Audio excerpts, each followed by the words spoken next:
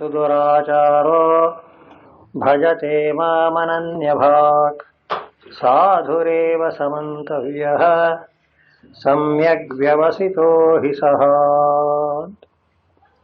ಶ್ರೀಮದ್ ಭಗವದ್ಗೀತೆಯ 9ನೇ ಅಧ್ಯಾಯ ಮುಕ್ತಾಯವಾಗ್ತಾ ಇದೆ.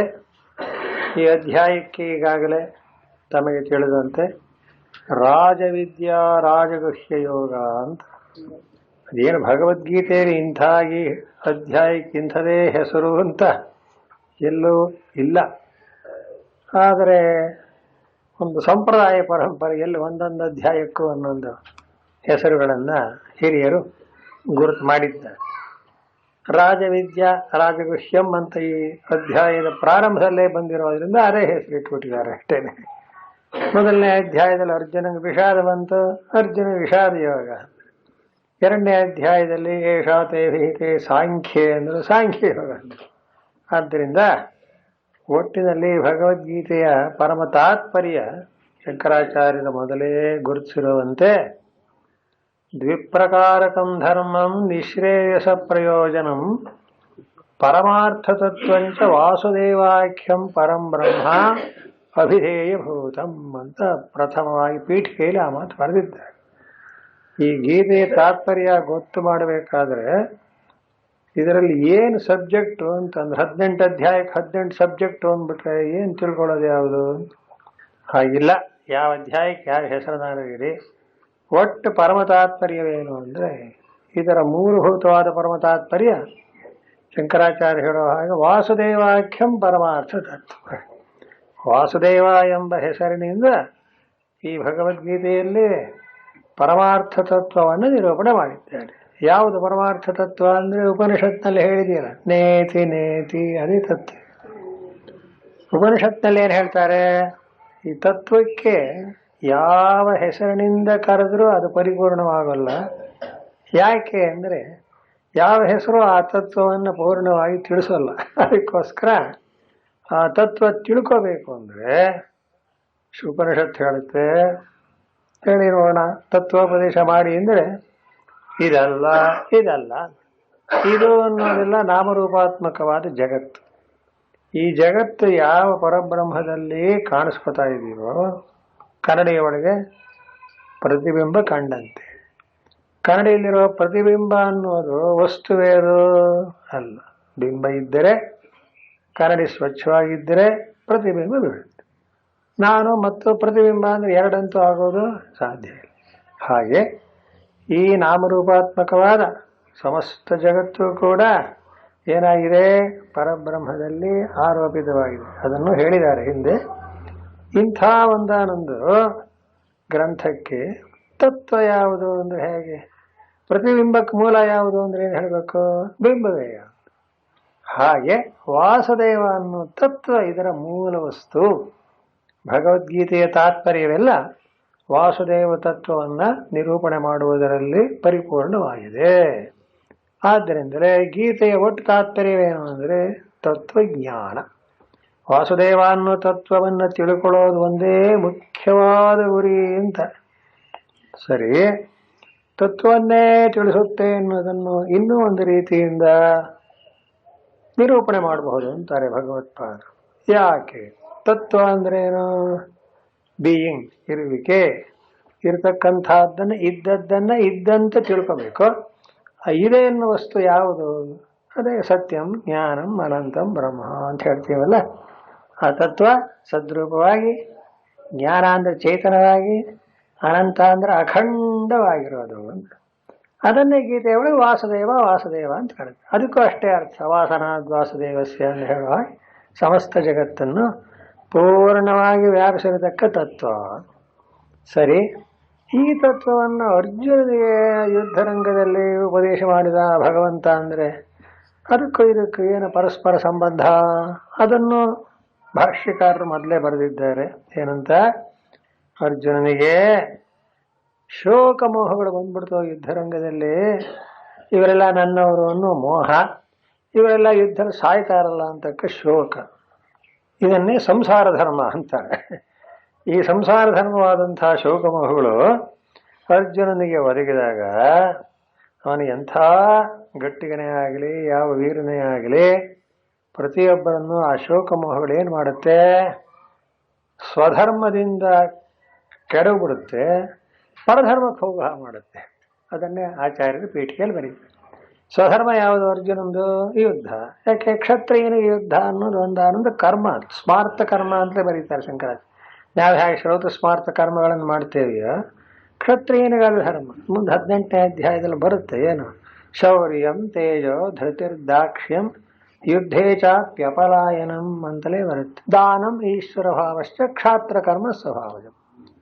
ಹೀಗೆ ಅರ್ಜುನ ತನ್ನ ಕ್ಷತ್ರಧರ್ಮಕ್ಕೆ ವಿಹಿತವಾಗಿರತಕ್ಕಂಥ ಯುದ್ಧವನ್ನು ಬಿಟ್ಬಿಡ್ತಾನಲ್ಲ, ಅದಕ್ಕೇನು ಕಾರಣ ಅಂತ ಗೊತ್ತು ಮಾಡಿ, ಓಹೋ ಇವನು ಯುದ್ಧಕ್ಕೆ ಹೊರಟವನೇ, ಅವನೇನು ಹಿಂದೆ ಬಿದ್ದವನಲ್ಲ, ಆದರೆ ಅವನು ಸ್ವಧರ್ಮವನ್ನು ಅನುಷ್ಠಾನ ಮಾಡುವುದಕ್ಕೆ ಅಡ್ಡಿಯಾಗಿದೆ. ಏನು ಅಡ್ಡಿಯಾಗಿದೆ? ಶೋಕಮೋಹಗಳು ಅಡ್ಡಿಯಾಗಿದೆ. ಅದಕ್ಕೋಸ್ಕರ ಭಗವಂತ ಏನು ಮಾಡಿದ್ರೆ, ಶೋಕಮೋಹ ಕಳೆದು ಬಿಟ್ಟರೆ ಅವನ ಕೆಲಸ ಮಾಡೇ ಮಾಡ್ತಾನೆ. ತಸ್ಮಾತ್ ಯುದ್ಧಸ್ವ ಭಾರತ ಅಂತ ಬರುತ್ತೆ. ಅಲ್ಲಿದೇ ಮಾತು ಬರೀತಾರೆ ಶಂಕರಾಚಾರ್ಯ. ಯುದ್ಧ ಮಾಡುವಂತೇನು ಹೇಳ್ತಾ ಇಲ್ಲ ಇಲ್ಲಿ, ಯುದ್ಧ ಪ್ರವೃತ್ತೇವನು ಹೊರಟೆ ಬಿಟ್ಟಿದ್ದಾನೆ. ಹಾಗಾರ ಮಾಡ್ಬೇಕು ಸ್ವಧರ್ಮಕ್ಕೆ ಅಡ್ಡಿಯಾಗಿರೋದೇನು? ಇವರೆಲ್ಲ ನನ್ನವರು ಅನ್ನೋ ವ್ಯಾಮೋಹ, ಮೋಹ ಕಳಿಬೇಕು. ಮೋಹ ಕಳಿಬೇಕಾದ್ರೆ ಏನು ಮಾಡಬೇಕು? ತತ್ವಜ್ಞಾನ ಹೇಳಬೇಕು. ಹೀಗೆ ಸಮನ್ವಯ. ಆದ್ದರಿಂದಲೇ ಆ ತತ್ವಜ್ಞಾನವನ್ನು 2ನೇ ಅಧ್ಯಾಯದಿಂದ ಹಿಡಿದು ಮಧ್ಯೆ ಮಧ್ಯೆ ಕೆಲವು ಅಧ್ಯಾಯಗಳಲ್ಲೆಲ್ಲ ಭಗವದ್ಗೀತೆಯಲ್ಲಿ ಅದನ್ನು ನಿರೂಪಣೆ ಮಾಡ್ತಾ ಬಂದಿದ್ದಾರೆ. ಅದಕ್ಕೋಸ್ಕರಲೇ ಆಚಾರ್ಯರು ಏನು ಬರೆದರು, ವಾಸುದೇವಾಖ್ಯಂ ಪರಮಾರ್ಥ ತತ್ವಂ ಅಂತ. ಈ ಭಗವದ್ಗೀತೆಯ ಕೇಂದ್ರ ಅಂದರೆ ವಾಸುದೇವ ತತ್ವವನ್ನು ತಿಳುಕೊಳ್ಳುವುದು, ಅರಿತುಕೊಳ್ಳುವುದು ಅಂದರು. ಆ ತತ್ವವನ್ನೇ ಈಗ 9ನೇ ಅಧ್ಯಾಯದಲ್ಲೂ ಇದುವರೆಗೆ ನಿರೂಪಣೆ ಮಾಡಿದ್ದಾರೆ. ಆ ತತ್ವ ಹೇಗಿದೆ ಅಂದರೆ, ಮಯಾ ತತಮಿದಂ ಸರ್ವಂ ಅಂತ ಪ್ರಾರಂಭವಾಯ್ತಲ್ಲ, 9ನೇ ಅಧ್ಯಾಯ ಎಲ್ಲ ಕೇಳಿದ್ದೇವೆ. ಅಂದ ಮೇಲೆ ಈ ತತ್ವ ಎಂಥದ್ದು? ಸರ್ವರ ಆತ್ಮನಾಗಿದ್ದು ಆ ತತ್ವಜ್ಞಾನದ ಒಂದಾನೊಂದು ತಳಹದಿಯಿಂದಲೇ ಪ್ರತಿಯೊಬ್ಬನು ಶೋಕಮೋಹಗಳನ್ನು ದಾಟಿ ಕೃತಾರ್ಥನಾಗ್ತಾನೆ. ಇದು ಎಷ್ಟು ಸಾರ್ವತ್ರಿಕವಾಗಿದೆ ಅಂದರೆ, ಏನೋ ಅರ್ಜುನಂಗೆ ಶೋಕಮೋಹ ಬಂತಂತೆ ಬಿಡಿ, ಅರ್ಜುನಂಗೆ ಹೇಳಿದ್ರೆ ಹೇಳಿಕೊಳ್ಳೆ ಭಗವಂತ ಅಂತಲ್ಲ. ಶೋಕಮೋಹ ಬರದೇ ಇರೋರು ಯಾರಪ್ಪ ಕೈ ಎತ್ತಿ ಅಂತ ಎಲ್ಲರೂ ಉಂಟೆ. ಆ ಶೋಕ ಮೋಹ ಅನ್ನೋದು ಎಲ್ಲ ಪ್ರಾಣಿಗಳಿಗೂ ಬಂದ್ಬಿಟ್ಟಿದೆ. ಆದ್ದರಿಂದಲೇ ಗೀತೆ ಸಾರ್ವತ್ರಿಕ. ಭಗವಂತನನ್ನ ಪರಮಾತ್ಮ ಶಂಕರಾಚಾರ್ಯ ಹೇಳ್ತಾರೆ, ಭಗವಂತ ಅರ್ಜುನಂ ನಿಮಿತ್ತೀಕೃತ್ಯ ಅಂತ ಬರೀತಾರೆ ಅವರು. ಅರ್ಜುನನ್ ನೆಪ ಮಾಡ್ಕೊಂಡು ಹೇಳಿರೋದು. ಯಾರಿಗೆ ಅಂತ? ಸರ್ವಲೋಕಾನುಗ್ರಹಾರ್ಥಂ ಅಂತ. ಜಗತ್ತಿನಲ್ಲಿರತಕ್ಕ ಎಲ್ಲರೂ ಈ ಶೋಕಮೋಹಗಳಿಂದ ಉಳಿದು ಹೋಗ್ತಾರೆ ಅಂತ ಅವರನ್ನು ಉದ್ಧಾರ ಮಾಡೋಕ್ಕೆ ಅರ್ಜುನನನ್ನ ನೆಪ ಮಾಡಿಕೊಂಡು ಪರಮಾತ್ಮ ತತ್ವವನ್ನು ಹೇಳಿದ್ದಾರೆ. ನೋಡಿದ್ರೆ, ಆದ್ದರಿಂದ ಎಲ್ಲ ಕಾಲಕ್ಕೂ ಎಲ್ಲರಿಗೂ ಅನ್ವಯಿಸ್ತಕ್ಕಂಥದ್ದು ಈ ಪರಮಾರ್ಥ ತತ್ವವನ್ನೇ 2ನೇ ಅಧ್ಯಾಯ 5ನೇ ಅಧ್ಯಾಯ ಹೇಳ್ತಾ ಬಂದು 9ನೇ ಅಧ್ಯಾಯದಲ್ಲಿ ಎಷ್ಟರ ಮಟ್ಟಿಗೆ ಅದರ ಒಂದು ತೀರ್ಮಾನ ಆಯಿತು ಅಂದರೆ, ಇನ್ನೊಮ್ಮೆ ನಾವು ಈ ತತ್ವವನ್ನು ಹೇಗೆ ವಿಚಾರ ಮಾಡಬೇಕು, ಆ ತತ್ವ ಅನ್ನೋದು ಏನಾಗಿದೆ, ಎಲ್ಲರ ಆತ್ಮನಾಗಿದೆ, ಇದನ್ನು ಇಂಥ ಕ್ರಮದಲ್ಲಿ ವಿಚಾರ ಮಾಡು ಅಂತ ಈ 9ನೇ ಅಧ್ಯಾಯ ಪೂರ್ತಿ ಅಂದರೆ ಆ ಪರಮಾತ್ಮನ ತತ್ವವನ್ನೇ ಮತ್ತೆ ಮತ್ತೆ ವಿವರಿಸಿ ಹೇಳ್ತಾ ಬಂದಿದ್ದಾರೆ. ಒಂದು ವಿಷಯ ಜ್ಞಾಪಕ ಇಟ್ಕೊಂಡ್ರಾಯ್ತು, ಏನು ಅಂತ. ಹೇಗಪ್ಪ ಈ ತತ್ವವನ್ನು ಕಂಡುಹಿಡಿಯೋದು, ಎಲ್ಲಿ ಏನು ಅಂತ ಯೋಚನೆ ಮಾಡೋ ಹಾಗಿಲ್ಲ. ಪ್ರಾರಂಭದಲ್ಲೇ ಹೇಳಿದ್ದ ಭಗವಂತ, ಮಯಾ ತತಮಿದಂ ಸರ್ವಂ ಜಗದವ್ಯಕ್ತ ಮೂರ್ತಿನ ಅಂತ. ಅಪ್ಪ ನನ್ನನ್ನು ಹುಡುಕೋ ಪ್ರಶ್ನೆ ಇಲ್ಲ ಅಂತ. ಯಾಕೆ ಅಂತ, ಎಲ್ಲೆಲ್ಲಿ ಏನೇನಿದೆಯೋ ಎಲ್ಲವೂ ನಾನೇ. ಆದ್ದರಿಂದಲೇ ವಾಸುದೇವ ಸರ್ವಂ, ಎಲ್ಲವೂ ಏನಾಗಿದೆ? ವಾಸುದೇವನೇ. ನಮಗ ನಾಮರೂಪಗಳಿಂದ ಬೇರೆ ಬೇರೆ ಭೇದವಾಗಿ ಕಂಡರೂ ಪ್ರತಿಯೊಂದು ವಸ್ತುವು ಏನಾಗಿದೆ? ವಾಸುದೇವನೇ ಆಗಿದೆ. ಅದರಲ್ಲಿ ಯಾವ ರೀತಿಯಾದಂಥ ಭೇದವೂ ಇಲ್ಲ ಅಂತ ವಾಸುದೇವ ತತ್ವವನ್ನೇ ಹೇಳ್ತಾ ಬಂದು, ಇದನ್ನು ತಿಳ್ಕೊಳ್ಳೋದಕ್ಕೆ ಏನಾದ್ರು ಸಾಧನ ಬೇಕಲ್ಲ ಅಂದ್ರೆ ಹೌದು, ಅದು ಬಹಳ ಮುಖ್ಯ. ಸಿದ್ಧಾಂತ ಅನ್ನೋದೇನು ಬಹಳ ಸುಲಭ, ನಿಜವಾಗದೇನಂಥ ಒಂದಾನೊಂದು ಕಷ್ಟಕರವಾದ. ಆದರೆ ಆ ಸಿದ್ಧಾಂತದವರಿಗೆ ಹೋಗಿ ಮುಟ್ಟೋದಿದೆಯಲ್ಲ, ಅದು ಆ ಸಾಧನೆಗಳೇ ಬಹಳ ಮುಖ್ಯ. ಅದಾದರೆ ಸಿದ್ಧಾಂತ ಏನು ಸುಲಭವಾಗಿ ಇರತಕ್ಕ ವಸ್ತು ಆದ್ದರಿಂದ ತಾನೇ ತಾನಾಗಿ ಆ ಯಾವ ಜಿಜ್ಞಾಸುವಿಗೆ ಗೊತ್ತಾಗುತ್ತೆ. ಅದಕ್ಕೋಸ್ಕರ ಸಾಧನಗಳನ್ನು ಕೂಡ ಭಗವದ್ಗೀತೆಯಲ್ಲಿ ಆ ಸಿದ್ಧಾಂತಕ್ಕೆ ಅದನ್ನು ತಿಳ್ಕೊಳ್ಳೋಕೆ ಅನುಗುಣವಾಗಿ ಹೇಳ್ತಾ ಹೇಳ್ತಾ ಹೇಳ್ತಾ ಬಂದಿದ್ದಾರೆ. ಇದರೊಳಗೆಲ್ಲ ಕರ್ಮ, ಉಪಾಸನೆ, ಜ್ಞಾನ ಅಂತೆಲ್ಲ ಶಾಸ್ತ್ರದ ಪ್ರಕಾರ ವಿಂಗಡಿಸಿ ಯಾವಾಗಲೂ ಹಾಗೆ ಸಾಧನಗಳದ್ದೇ ಹೆಚ್ಚು ಭಾಗ ಇರುತ್ತೆ. ಸಿದ್ಧಾಂತ ಏನು ಕೇವಲ ಒಂದಾನೊಂದು ತೀರ್ಮಾನವಾದ್ದರಿಂದ ಆ ಸಾಧನಗಳ ಬಲದಿಂದ ತಿಳ್ಕೊಂಡ್ಬಿಡ್ಬಹುದು. ಇಲ್ಲಿ ಕೊನೆಯಲ್ಲಿ ಏನು ಹೇಳ್ತಾ ಇದ್ದಾರೆ 9ನೇ ಅಧ್ಯಾಯದಲ್ಲಿ ಅಂದರೆ ಭಗವತ್ ತತ್ವವನ್ನೆಲ್ಲ ಹೇಳಾಯಿತು, ಇದನ್ನು ತಿಳ್ಕೊಳ್ಳೋಕೆ ಒಂದೇ ಒಂದು ಸಾಧನ ಸದ್ಯಕ್ಕೆ ಸಾಕು, ಅದು ಎಲ್ರಿಗೂ ಸುಲಭ ಅಂತ. ಇನ್ನೇನು ಕರ್ಮಾನುಷ್ಠಾನ ಮಾಡಿ ಯಜ್ಞ ಮಾಡಿ ಯಾಗ ಮಾಡಿ ಅದಕ್ಕೆ ವರ್ಣಾಶ್ರಮ ಧರ್ಮಗಳ ಚೌಕಟ್ಟು ಬೇಕು, ಅಧಿಕಾರ ಬೇಕು, ಇಂಥವ್ರು ಮಾಡಬೇಕು ಇಂಥವ್ರು ಮಾಡಬಾರ್ದು ಅಂತ ವಿಧಿ ನಿಷೇಧ ಅಂತ ಈ ಕರ್ಮಕಾಂಡ ಎತ್ತಿಬಿಟ್ರೆ ತುಂಬ ಕವಲುಗಳು ಜಾಸ್ತಿ. ಅದು ಎಲ್ಲರೂ ಎಲ್ಲ ಕರ್ಮಗಳನ್ನು ಮಾಡೋ ಹಾಗೂ ಇಲ್ಲ, ಮಾಡಕೂಡದು ಅಂತ ಶಾಸ್ತ್ರ ಹೇಳ್ಬಿಡುತ್ತೆ. ವೇದಾಂತದಲ್ಲಿ ಏನು ಹೇಳುತ್ತೆ ಅಂದರೆ ಇದರಲ್ಲಿ ಜಾತಿ ಮತ ಕುಲ ಲಿಂಗ ಅಂತಕ್ಕ ಭೇದವಿಲ್ಲದೆ ಪ್ರತಿಯೊಬ್ಬರೂ ಸುಲಭವಾಗಿ ಮಾಡಬಹುದು ಅಂತ. ಈಗ ಸ್ವಾಮಿ ಇನ್ಮೇಲೆ ನೀವು ಉಸಿರಾಡಬಹುದು ಅಂದರೆ ನೀವೇನು ಹೇಳೋದು? ಅದನ್ನು ಮನುಷ್ಯರಾಗಿರೋರು ಪ್ರಾಣಿಗಳಾಗಿರೋರು ಎಲ್ಲರೂ ಉಸಿರಾಡೋದೆ ಅಲ್ವೇ? ಇದು ಕಾಮನ್, ವೆರಿ ಕಾಮನ್ ಎಲ್ಲಕ್ಕೂ. ಹಾಗೆ ಇಲ್ಲಿ ಭಗವಂತ ಈಗೊಂದು ಅತ್ಯಂತ ಸರಳವಾದ ಹಾಗೂ ಎಲ್ಲರೂ ಯಾರು ಬೇಕಾದ್ರೂ ಅನುಷ್ಠಾನ ಮಾಡಬಹುದಾದಂತಹ ಸಾಧನ ಹೇಳ್ತಾ ಭಕ್ತಿಯಿಂದ, ಈ ಭಕ್ತಿಯಿಂದ ಸಾಧನ ಎಲ್ಲರಿಗೂ ಎಲ್ಲ ಕಾಲಕ್ಕೂ ಅನ್ವಯಿಸುತ್ತೆ. ಇದರಲ್ಲಿ ಯಾವ ಜಾತಿ ಮತ ಕುಲ ಮುಂತಾದ ಭೇದಗಳು ಇರೋದಿಲ್ಲ. ಭಕ್ತಿ ಭಕ್ತಿ ಅಂದರೆ ಏನು ಅಂತ ಕೇಳಿದ್ದಕ್ಕೆ ಭಗವಂತ ಹಿಂದೆ ಹೇಳಿದ್ದಾನೆ, ಯಾವ ಪರಮಾತ್ಮನಾದ ನನ್ನನ್ನು ನಿಷ್ಠೆಯಿಂದ ಪೂರ್ಣವಾಗಿ ಧ್ಯಾನ ಮಾಡುವುದು. ಪ್ರೇಮ, ಪ್ರೇಮ ಅನ್ನೋದು ಇನ್ನೂ ಒಳ್ಳೆ ಶಬ್ದ. ಭಕ್ತಿ ಅನ್ನೋದು ಸ್ವಲ್ಪ ಮೇಲ್ಮಟ್ಟದ್ದು. ಪ್ರೇಮ ಅಂದರೆ ನಮಗೆ ಜನರೆಲ್ಲ ಗೊತ್ತಾಗುತ್ತೆ. ಒಂದು ಪದಾರ್ಥವನ್ನು ನಾವು ತಿಳ್ಕೋಬೇಕು ಅಂದ್ರೆ ಅದರ ಬಗ್ಗೆ ನಮಗೇನಿರಬೇಕು? ಪ್ರೇಮ ಇರಬೇಕು. ಹೀಗೆ ಭಗವಂತನನ್ನು ಯಾರು ಪ್ರೇಮ ಮಾಡ್ತಾರೋ ಅವರೇ ಭಕ್ತರು ಅಂತ, ಜ್ಞಾನಿಗಳು ಅಂತ ಹೊಗಳ್ತಾ ಬಂದು ಈ ಭಕ್ತಿಯಿಂದ ಎಂಥ ಒಂದಾನೊಂದು ಅಡ್ಡಿಯನ್ನು ದಾಟಿ ಭಗವಂತನನ್ನು ತಿಳ್ಕೋಬಹುದು. ಪ್ರೇಮ ಅಂತ ಅರ್ಥ ಹೇಳಿದ್ವಲ್ಲ, ಪ್ರೇಮಕ್ಕೆ ವಿರುದ್ಧವಾದದ್ದೇ ದ್ವೇಷ.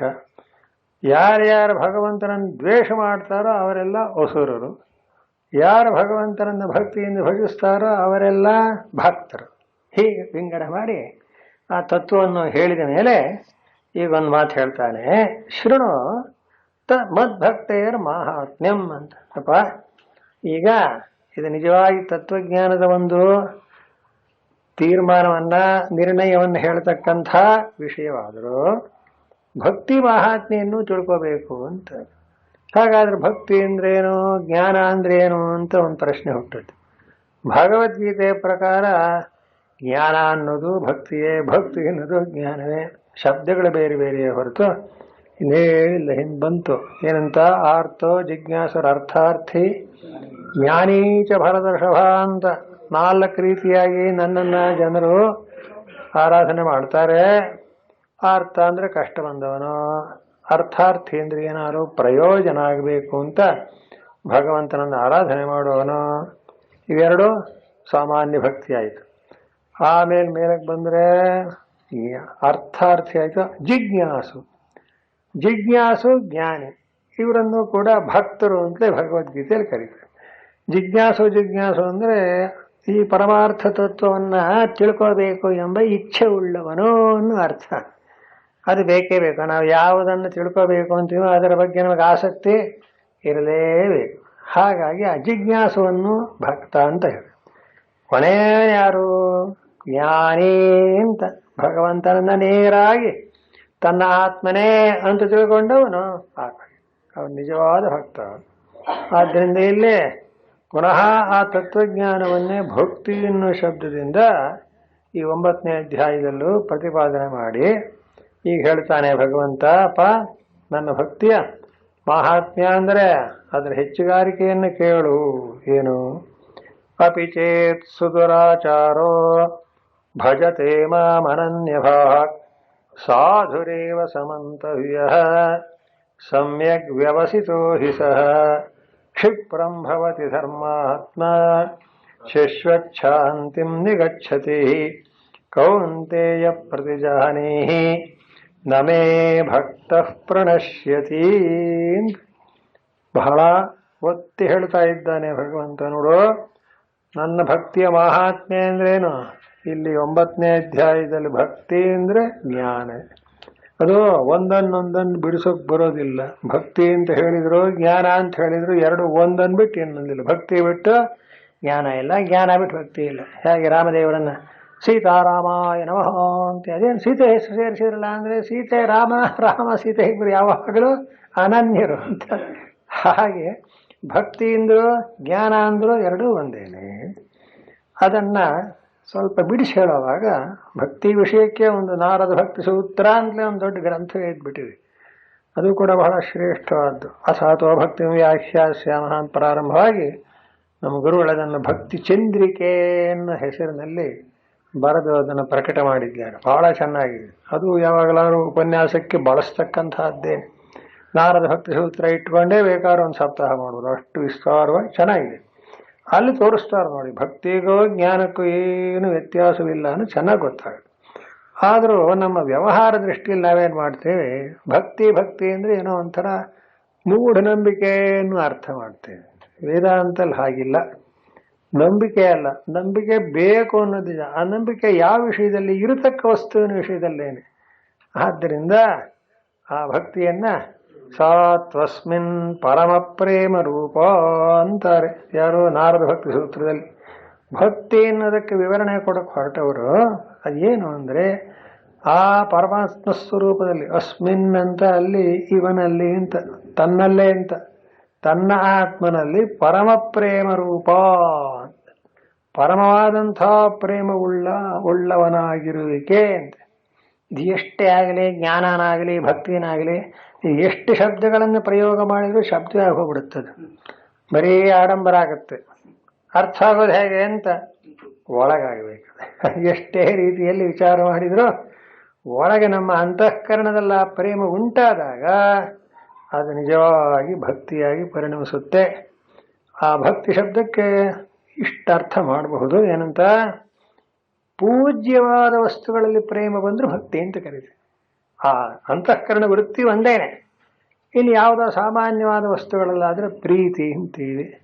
ಹೀಗೆಲ್ಲ ಆ ವಸ್ತುಗಳನ್ನು ಏನನ್ನ ಪ್ರೀತಿ ಮಾಡ್ತೀವೋ ಅದರ ಬೆಲೆ ಮೇಲೆ ಹೋಗುತ್ತೆ ಅಷ್ಟೇ. ಭಕ್ತಿ ಅನ್ನೋದು ಮಾತ್ರ ರಾಜಭಕ್ತಿ, ದೇಶಭಕ್ತಿ, ಭಾಷಾಭಕ್ತಿ, ಪಿತೃಭಕ್ತಿ, ಮಾತೃಭಕ್ತಿ. ನೋಡಿ, ಅವೆಲ್ಲ ರಾಜ, ದೇಶ, ಪಿತೃ ಮುಂತಾದದ್ದೆಲ್ಲ ನಮಗಿಂತ ಮಿಗಿಲಾದ ವಸ್ತುಗಳು. ಇಷ್ಟು ತಿಳ್ಕೊಂಡ್ಬಿಟ್ರೆ ಸಾಕು. ಭಗವಂತನಲ್ಲಿ ಭಕ್ತಿ ಅಂದ್ರೆ ಏನು? ಅಯ್ಯೋ, ಈ ಭಗವಂತ ಅಂದ್ರೆ ಯಾರು? ಸರ್ವಜ್ಞ, ಸರ್ವೇಶ್ವರ, ಸರ್ವಾತ್ಮ, ಜಗತ್ತನ್ನೆಲ್ಲ ವ್ಯಾಪಿಸಿರೋನು, ಎಲ್ಲವೂ ಅವಂದೇನೆ. ಆದ್ದರಿಂದ ಅದು ಅತ್ಯಂತ ಪುರಾಣಗಳಲ್ಲಿ ಬಹಳ ಸಲ ಭಕ್ತಿಯನ್ನು ಹೀಗೆ ಬರೀತಾರೆ. ವೇದಾಂತದಲ್ಲಿ ಅದನ್ನೇ ಏನಂತಾರೆ? ಜ್ಞಾನ ಅಂತ.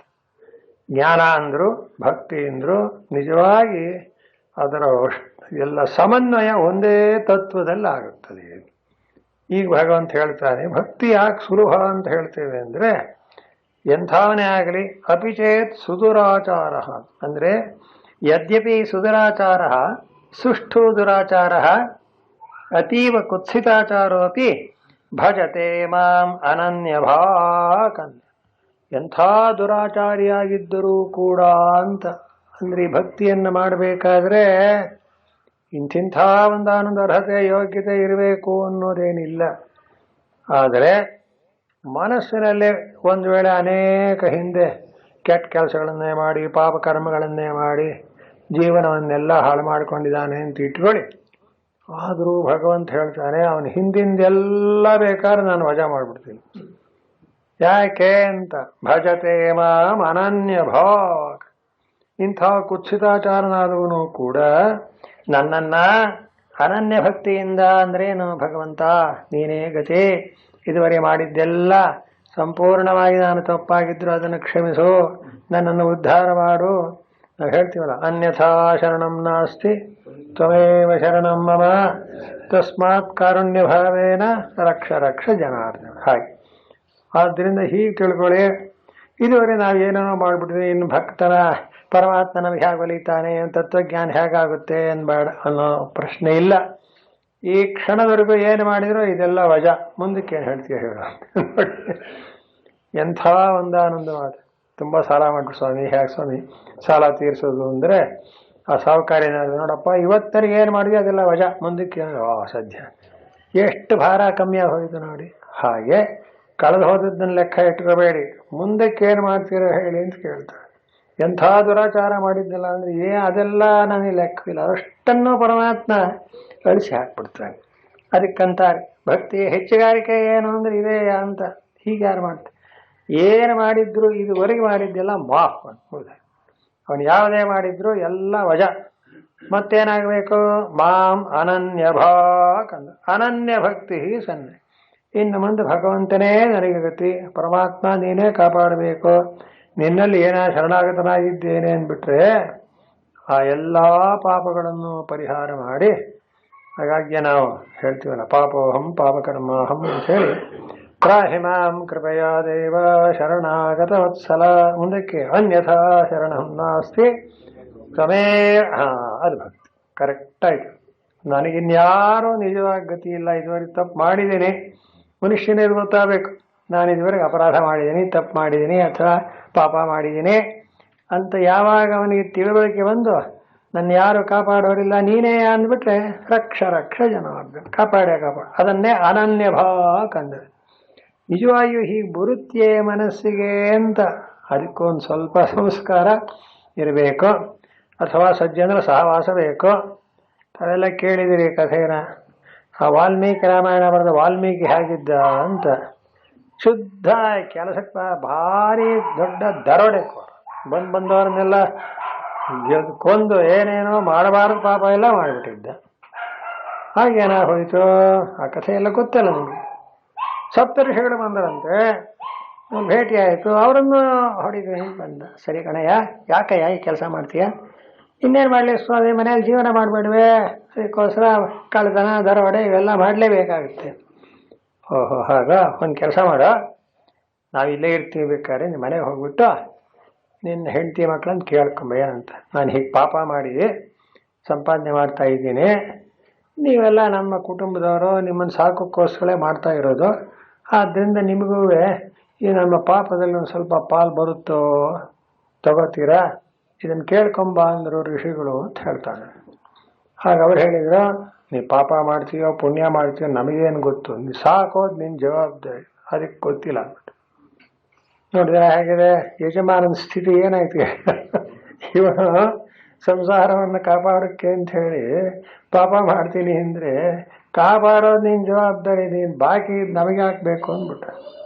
ಸ್ವಾಮಿ ಹೀಗಂದ್ರು ಅಂತ ಋಷಿಗಳ ಹತ್ರ ಬಂದು ಹೇಳಿದ್ದಂತೆ. ಇಷ್ಟು ಚೆನ್ನಾಗಿದೆ ನೋಡಿ ಕಥೆ. ಹಾಗಂದ್ಕೊಳ್ಳಯ್ಯ, ನೀನು ಪಾಪವನ್ನು ಮಾಡಿ ಅವರನ್ನು ಸಾಕಿದ ಮೇಲೂ ಕೂಡ ಅದಕ್ಕೆ ಅವರು ಜವಾಬ್ದಾರಲ್ಲ ಅಂದರೆ ಎಲ್ಲ ನಿನ್ನ ತಲೆ ಮೇಲೆ ಬಿತ್ತು, ಅಷ್ಟು ನೀನೇ ಅನುಭವಿಸ್ಬೇಕಾಯ್ತು. ಗೊತ್ತಾಯ್ತಾ? ಹೀಗೆ ಯಾಕೆ ಮಾಡ್ತೀನಿ, ಇನ್ಮೇಲೆ ಹೀಗೆ ಮಾಡ್ಬೇಡ ಸ್ವಾಮಿ. ನೋಡಿ, ಆ ಸಜ್ಜನರನ್ನ ದರ್ಶನ ಮಾಡಿಬಿಟ್ರೇನೆ ದರ್ಶನದೇವ ಸಾಧವ ಅಂತ ಅವನ ತಲೆ ಒಳಗೆ ಆ ಪಾಪದ ಭಾವನೆ ಹೊರಟೋಗ್ಬಿಡುತ್ತೆ. ಅದಕ್ಕೆ ಹೇಳು, ಸಜ್ಜನ ಸಂಘ ಯಾಕೆ ಮಾಡಬೇಕು ಅಂದ್ರೆ, ನಾವು ಎಷ್ಟು ಕಷ್ಟಪಟ್ಟು ಪಾಪ ಕಳ್ಕೊತೀವಿ ಅಂದ್ರೆ ಹೋಗಲ್ಲ. ಸಜ್ಜನರ ಸಂಘ ಸೇರಿಬಿಡ್ತು ಅಂದರೆ ಅದು ಹಾಗೆ ಇವನಿಗೆ ಅಂಥ ಪರಿಣಾಮ ಹೋಯಿತು ಪಾಪ. ಆದ್ದರಿಂದ ಅವರೇನು ಮಾಡಿದ್ರು, ಹೋಗಲಿ ಏನು ಮಾಡಬೇಡ. ಅವ್ರು ಯೋಚನೆ ಮಾಡಿದ್ರು ಸಪ್ತಋಷಿಗಳು, ಇನ್ನು ಏನು ಮಂತ್ರ ಹೇಳ್ಕೊಳ್ಳೋಣ, ನಾವ ಹೇಳ್ಕೊಳ್ಳೋಣ, ಯಾವುದಕ್ಕೂ ನಾಲಾಯಕ್ಕಾಗಿದ್ದಾನಲ್ಲಪ್ಪ ಅಂತ ಆಲೋಚನೆ ಮಾಡಿ ಏನು ಮಾಡಿದ್ರು, ಇಲ್ಲಿ ಕೂತ್ಕ, ಇದೇನಿದ ಇಲ್ಲೇ ಕೂತಿರೋ ಸ್ವಾಮಿ, ಅದು ಮರ ಮರ ಮರ ಮರ ಮರ ಅಂತ ಹೇಳ್ತಾ ಇರೋದು ಅಷ್ಟೇ. ತಲೆ ಕೆಳಕಾಗಿ ಅಧ್ಯಾತ್ಮ ರಾಮಾಯಣದಲ್ಲಿ ಕಥೆ ಬರೀತಾರೆ. ಮರೇತಿ ಜಪ ಸರ್ವದ ವ್ಯತ್ಯಸ್ತಾಕ್ಷರ ಪೂರ್ವಕಂ. ವ್ಯತ್ಯಸ್ತಾಕ್ಷರ ಅಂದ್ರೇನು? ರಾಮ ಅನ್ನೋ ತಲೆ ಕೆಳಕ್ಕೆ ಮಾಡ್ಬಿಡೋದು. ಅಲ್ಲಿಗೇನಾಗುತ್ತೆ, ಮರ ಅಂತ. ಮರ ನೋಡಿದ ಅಲ್ಲೇ ಅದು ಇಲ್ಲೇ ಕೂತಿರೋ ಈ ಮರ ತಗೊಂಡು ಮರ ಮರ ಮರ ಮರ ಅಂತ ಹೇಳ್ತಿರೋ ಅಂತ ಹೇಳ್ತಾ ಎಷ್ಟು ಮರ ಮರ ಅಂದ್ರೆ ಕೊನೆಗೆ ಏನಾಗುತ್ತದೋ ಏನು ಓದ್ಬಿಟ್ಟ ಅಂದರೆ ಆ ನಿಷ್ಠೆ ಮಾತ್ರ ಬಹಳ ಮುಖ್ಯ. ಮುಂದೆ ಗೊತ್ತೇ ಇದೆ ನಿಮಗೆ, ಹುತ್ತ ಬೆಳೆದು ಆ ಸಪ್ತಋಷಿಗಳು ಹೇಳಿದ್ರು, ನಾವು ಇಲ್ಲೇ ಮತ್ತೆ ಬಂದು ನೋಡ್ತೀವಿ, ಇಲ್ಲೇ ಕೂತಿರೋ ಜಪ ಮಾಡ್ತಿರೋ ಅಂತ ಹೇಳಿದರು. ಬಂದು ನೋಡಿದ, ಹುತ್ತ ಬೆಳೆದ್ಬಿಟ್ಟಿದೆ. ಋಷಿಗಳು ನೋಡಿದ್ರು, ಕರೆದ್ರು, ಎದ್ದು ಬಂದ. ಆ ಹುತ್ತದಿಂದ ಹೊರ ಬಂದ ಅವನು, ನೀನು ವಾಲ್ಮೀಕದಿಂದ ಬಂದಿದ್ದೀಯಾ, ನಿನ್ನ ಹೆಸರು?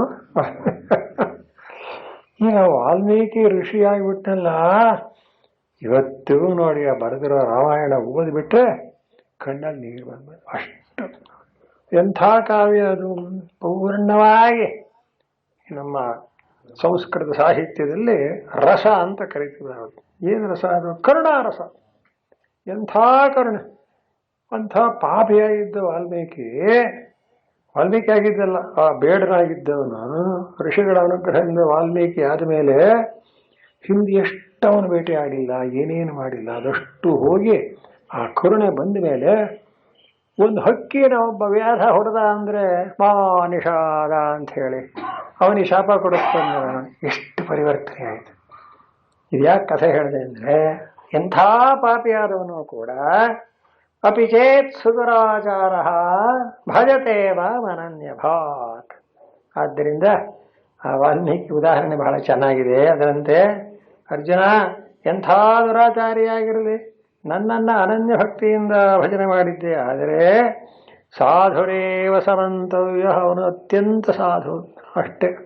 ಒಬ್ಬ ಬೇಡ ಒಂದು ಹಕ್ಕಿ ಹೊಡೆದದ್ದನ್ನು ನೋಡಿ ಅವನಿಗೆ ಸಹಿಸೋಕ್ಕಾಗಲಿಲ್ಲ, ಶಾಪ ಕೊಡ್ತಾರೆ. ವಾಲ್ಮೀಕಿ ಆಗಿದ್ದೆ. ಅದೇ ವ್ಯಕ್ತಿ ಏನಾಗಿದ್ದ ಮೊದಲು, ಎಷ್ಟು ಭೇಟಿ ಆಡಿದಾನು, ಎಲ್ಲಿಂದೆಲ್ಲಿ ಪರಿವರ್ತನೆ ನೋಡಿ ಹೇಗಾಗಿದೆ. ಪೂರ್ಣವಾಗಿ ಇಂಗ್ಲೀಷ್ನಲ್ಲಿ ಹೇಳ್ತಾನೆ ರೈಟ್ ಅಬೌಟ್ ಟರ್ನ್ ಅಂತ. ಡ್ರಿಲ್ ಮಾಡುವಾಗ ರೈಟ್ ಅನ್ನೋದು ಅರ್ಧ ತಿರುಗೋದು ಅಷ್ಟೇನೆ ಅಲ್ವೇ, ಲೆಫ್ಟ್ ಅನ್ನೋದು ಈ ಕಡೆ ತಿರುಗೋದು. ರೈಟ್ ಅಬೌಟ್ ಟರ್ನ್ ಅಂದರೆ ಪೂರ್ತಿ ಪೂರ್ವಕ್ಕಿದ್ದವನು ಪಶ್ಚಿಮ. ಹಾಗೆ ತೀರಾ ಪಾಪಿಯಾಗಿ ವಾಲ್ಮೀಕಿ ಇದ್ದವನು ಭಗವದ್ ಭಕ್ತನಾಗ್ಬಿಟ್ಟ. ಆದ್ದರಿಂದ ಈಗ ನಾವೆಲ್ಲ ಒಂದು ಕಸರತ್ತು ಮಾಡ್ಬೇಕೇನೋ, ರೈಟ್ ಅಬೌಟ್ ಟರ್ನ್ ಅಂತ ವೇದಾಂತದ ಕಡೆಗೆ ಒಂದು ಅಬೌಟ್ ಟರ್ನ್ ಒಂದು ಡ್ರಿಲ್ ಮಾಡ್ಬೇಕು. ಇವ ಅಲ್ವರ ಏನಾಯಿತು, ಭಗವಂತನನ್ನೇ ಕಾಣ್ತೀವಿ. ಅದೇ ಅರ್ಥ ಈ ಶ್ಲೋಕಕ್ಕೆ. ಇಂಥವನು ಅನನ್ಯ ಭಕ್ತಿಯಿಂದ ನನ್ನನ್ನು ಮಾಡಿದರೆ ಸಾಧುರೇವ ಸಮಂತವ್ಯ. ಹೇ ಅರ್ಜುನ, ಹಿಂದೆ ಆದದ್ದಕ್ಕೆ ಯೋಚನೆ ಮಾಡಬೇಡ. ಈ ರೀತಿಯಾಗಿ ನನ್ನನ್ನು ಅನನ್ಯ ಭಕ್ತಿಯಿಂದ ಈಗಲೂ ಆರಾಧನೆ ಮಾಡತಕ್ಕ ಯಾವನೇ ಇರಲಿ, ಖಂಡಿತವಾಗಿಯೂ ಅವನು ನನ್ನ ಭಕ್ತನೇ ಆಗಿ ಸಾಧು ಅನಿಸ್ಕೋತಾನೆ. ಸಮ್ಯಕ್ ವ್ಯವಸಿತೋ ಹಿ ಸಹ. ಅಲ್ಲಿಂದ ಮುಂದಕ್ಕೆ ಅವನಿನ್ನು ಅಡ್ಡದಾಡಿ ಹೋಗಲ್ಲ, ಪಾಪ ಮಾಡೋದಿಲ್ಲ. ಇದು ಯಾತರ ಒಂದಾನೊಂದು ಪ್ರಯೋಜನ. ಇದು ಯಾತರಿಂದ ಬಂದ ಫಲ ಅಂದರೆ ಭಕ್ತಿಯಿಂದ ಬಂದಂಥ ಫಲ. ಭಗವಂತನಾದ ನನ್ನನ್ನು ಆರಾಧನೆ ಮಾಡುವುದು ಅನ್ನೋದು ಎಲ್ಲಕ್ಕೂ, ಎಲ್ಲ ಸಾಧನೆಗಳಿಗೂ ಅತ್ಯಂತ ಮೂಲವಾಗಿ. ಪ್ರತಿಯೊಂದಕ್ಕೂ ಭಕ್ತಿ ಅನ್ನೋದು ಬೇಕೇ ಬೇಕು ಅಂತ ಅಲ್ವೇ. ಈಗ ಮನೆಯಲ್ಲಿ ಸಂತರ್ಪಣೆ ಮಾಡಬೇಕು ಅಂತ ಅಂದ್ಕೊಂಡಿರ್ತಾನೆ ಯಜಮಾನ ಅಂತ. ಏನೇನು ಬೇಕು ಅಂದ್ರೆ ಸಾಮಾನೆಲ್ಲ ಇಂಥದ್ದು ಬೇಕು ಅಂಥದ್ದು ಬೇಕು ಅಂತ ಹೇಳ್ತಾರೆ ಹೆಂಗಸು. ಅಂಗಡಿಯಿಂದ ಎಲ್ಲ ತರ್ತೇವೆ. ಎಲ್ಲ ಆದಮೇಲೆ ಒಂದು ಪದಾರ್ಥ ನಾವು ತರಲೇ ಇಲ್ವಲ್ಲ ಅಂತ ಅಂಗಡಿಯಿಂದ ತರಬೇಕಾಗಿಲ್ಲ, ಲಿಸ್ಟಲ್ಲಿ ಬರೀಬೇಕಾಗಿಲ್ಲ. ಯಾವುದು ಅಡುಗೆ ಮಾಡಕ್ಕೆ ಏನು ಬೇಕು ಹೇಳಿ? ನೀರು. ಓ ನೋಡಿದ್ರ, ನೀರಿಲ್ಲದೆ ಯಾವ್ದಾದ್ರು ಅಡುಗೆ ಮಾಡೋಕ್ಕಾಗುತ್ತೋ ಅಂತ. ಏನು ಬೇಕಾದ್ರೂ ಅಡುಗೆ ಅದೆಲ್ಲ ಪಟ್ಟಿ ಹಾಕ್ಕೊಳ್ಳಿ, ಎಲ್ಲ ಸಾಮಾನು ತಮನಿ ಮಾಡಿ. ಪ್ರತಿಯೊಂದಕ್ಕೂ ಏನು ಬೇಕು ಹೇಳಿ? ತಾಯಿಯಂದ್ರಂತ ಕೇಳಿ ನೀರು ನಿಲ್ಲಿಸ್ಬಿಟ್ಟು ಅಡುಗೆ ಮಾಡಿ ಅಂದ್ರೆ ಏನು ಮಾಡ್ತಾರೆ ಅವರು? ಯಾವ ಪದಾರ್ಥಕ್ಕೆ ಸ್ವಲ್ಪ ಕಾಫಿ ಬೇಕು, ನೀರಿಲ್ವಲ್ಲ. ನೀರು ನಾಯಿ ಕೇಳ್ತಿರೋದು ಕಾಫಿ, ನೀರು ಕೊಡೋದು. ನಿಮಗೆ ನೀರು ಯಾತಕ್ರಿ? ಅದು ಹೇಗ್ರಿ ಮಾಡೋದು? ನೀರಿಲ್ಲದೆ ಯಾವ ಅಡುಗೆ ಮಾಡೋಕ್ಕಾಗತ್ತೆ ಹೇಳಿ? ಒಂದು ಹಾಗಂತ ನೀವು ಪಟ್ಟಿ ಒಳಗೆ ನೀರು ಅಂತ ಬರೆಸ್ಲೇ ಇಲ್ವಲ್ಲ ಅಂದ್ರೆ, ಅಯ್ಯೋ ಬೆರೆಸ್ಬೇಕು, ಎಲ್ರಿಗೂ ಗೊತ್ತಿರೋ ವಿಷಯ. ಹಾಗೆ ಈ ಭಕ್ತಿ ಅಂತಕ್ಕಂತಹದ್ದು ಹೇಗೆ ಅಡುಗೆಗೆ ನೀರು ಆಧಾರವೋ ಹಾಗೆ ಮಾನವನ ಕೃತಾರ್ಥತೆಗೆ ಆಧಾರ. ಅದಿದ್ದು ಬಿಟ್ರೆ ಇನ್ನು ಎಲ್ಲ ಸಾಧನನೂ ನೀವು ಮಾಡಿದ ಹಾಗೆ. ಅನನ್ಯಭಾ ಕನಕದೇ ಅರ್ಥ. ಆ ಪ್ರೇಮದಿಂದ ನನ್ನನ್ನು ಆರಾಧನೆ ಮಾಡಿಬಿಟ್ರೆ ಅವನು ಸಾಧುವೆ ಆಗ್ತಾನೆ, ಕೃತಾರ್ಥನಾಗ್ತಾನೆ. ಇನ್ನೂ ಕೇಳು ಮುಂದಕ್ಕೆ ಅರ್ಜುನ. ಉತ್ಸೃಜ್ಯ ಚ ಬಾಹ್ಯಾಂ ದುರಾಚಾರತಾಂ ಅಂತಃ ಸಮ್ಯಕ್ ವ್ಯವಸಾಯ ಸಾಮರ್ಥ್ಯಾದಂತ. ಯಾವಾಗ ಅವನು ತನ್ನ ದುರಾಚಾರಗಳನ್ನು ಬಿಟ್ಟು ಆ ಭಕ್ತಿ ಬಂದ ಕೂಡಲೇ ನನ್ನನ್ನೇ ಆರಾಧನೆ ಮಾಡ್ತಾನೆ, ಅವನು ಸಾಧುವೇಯ.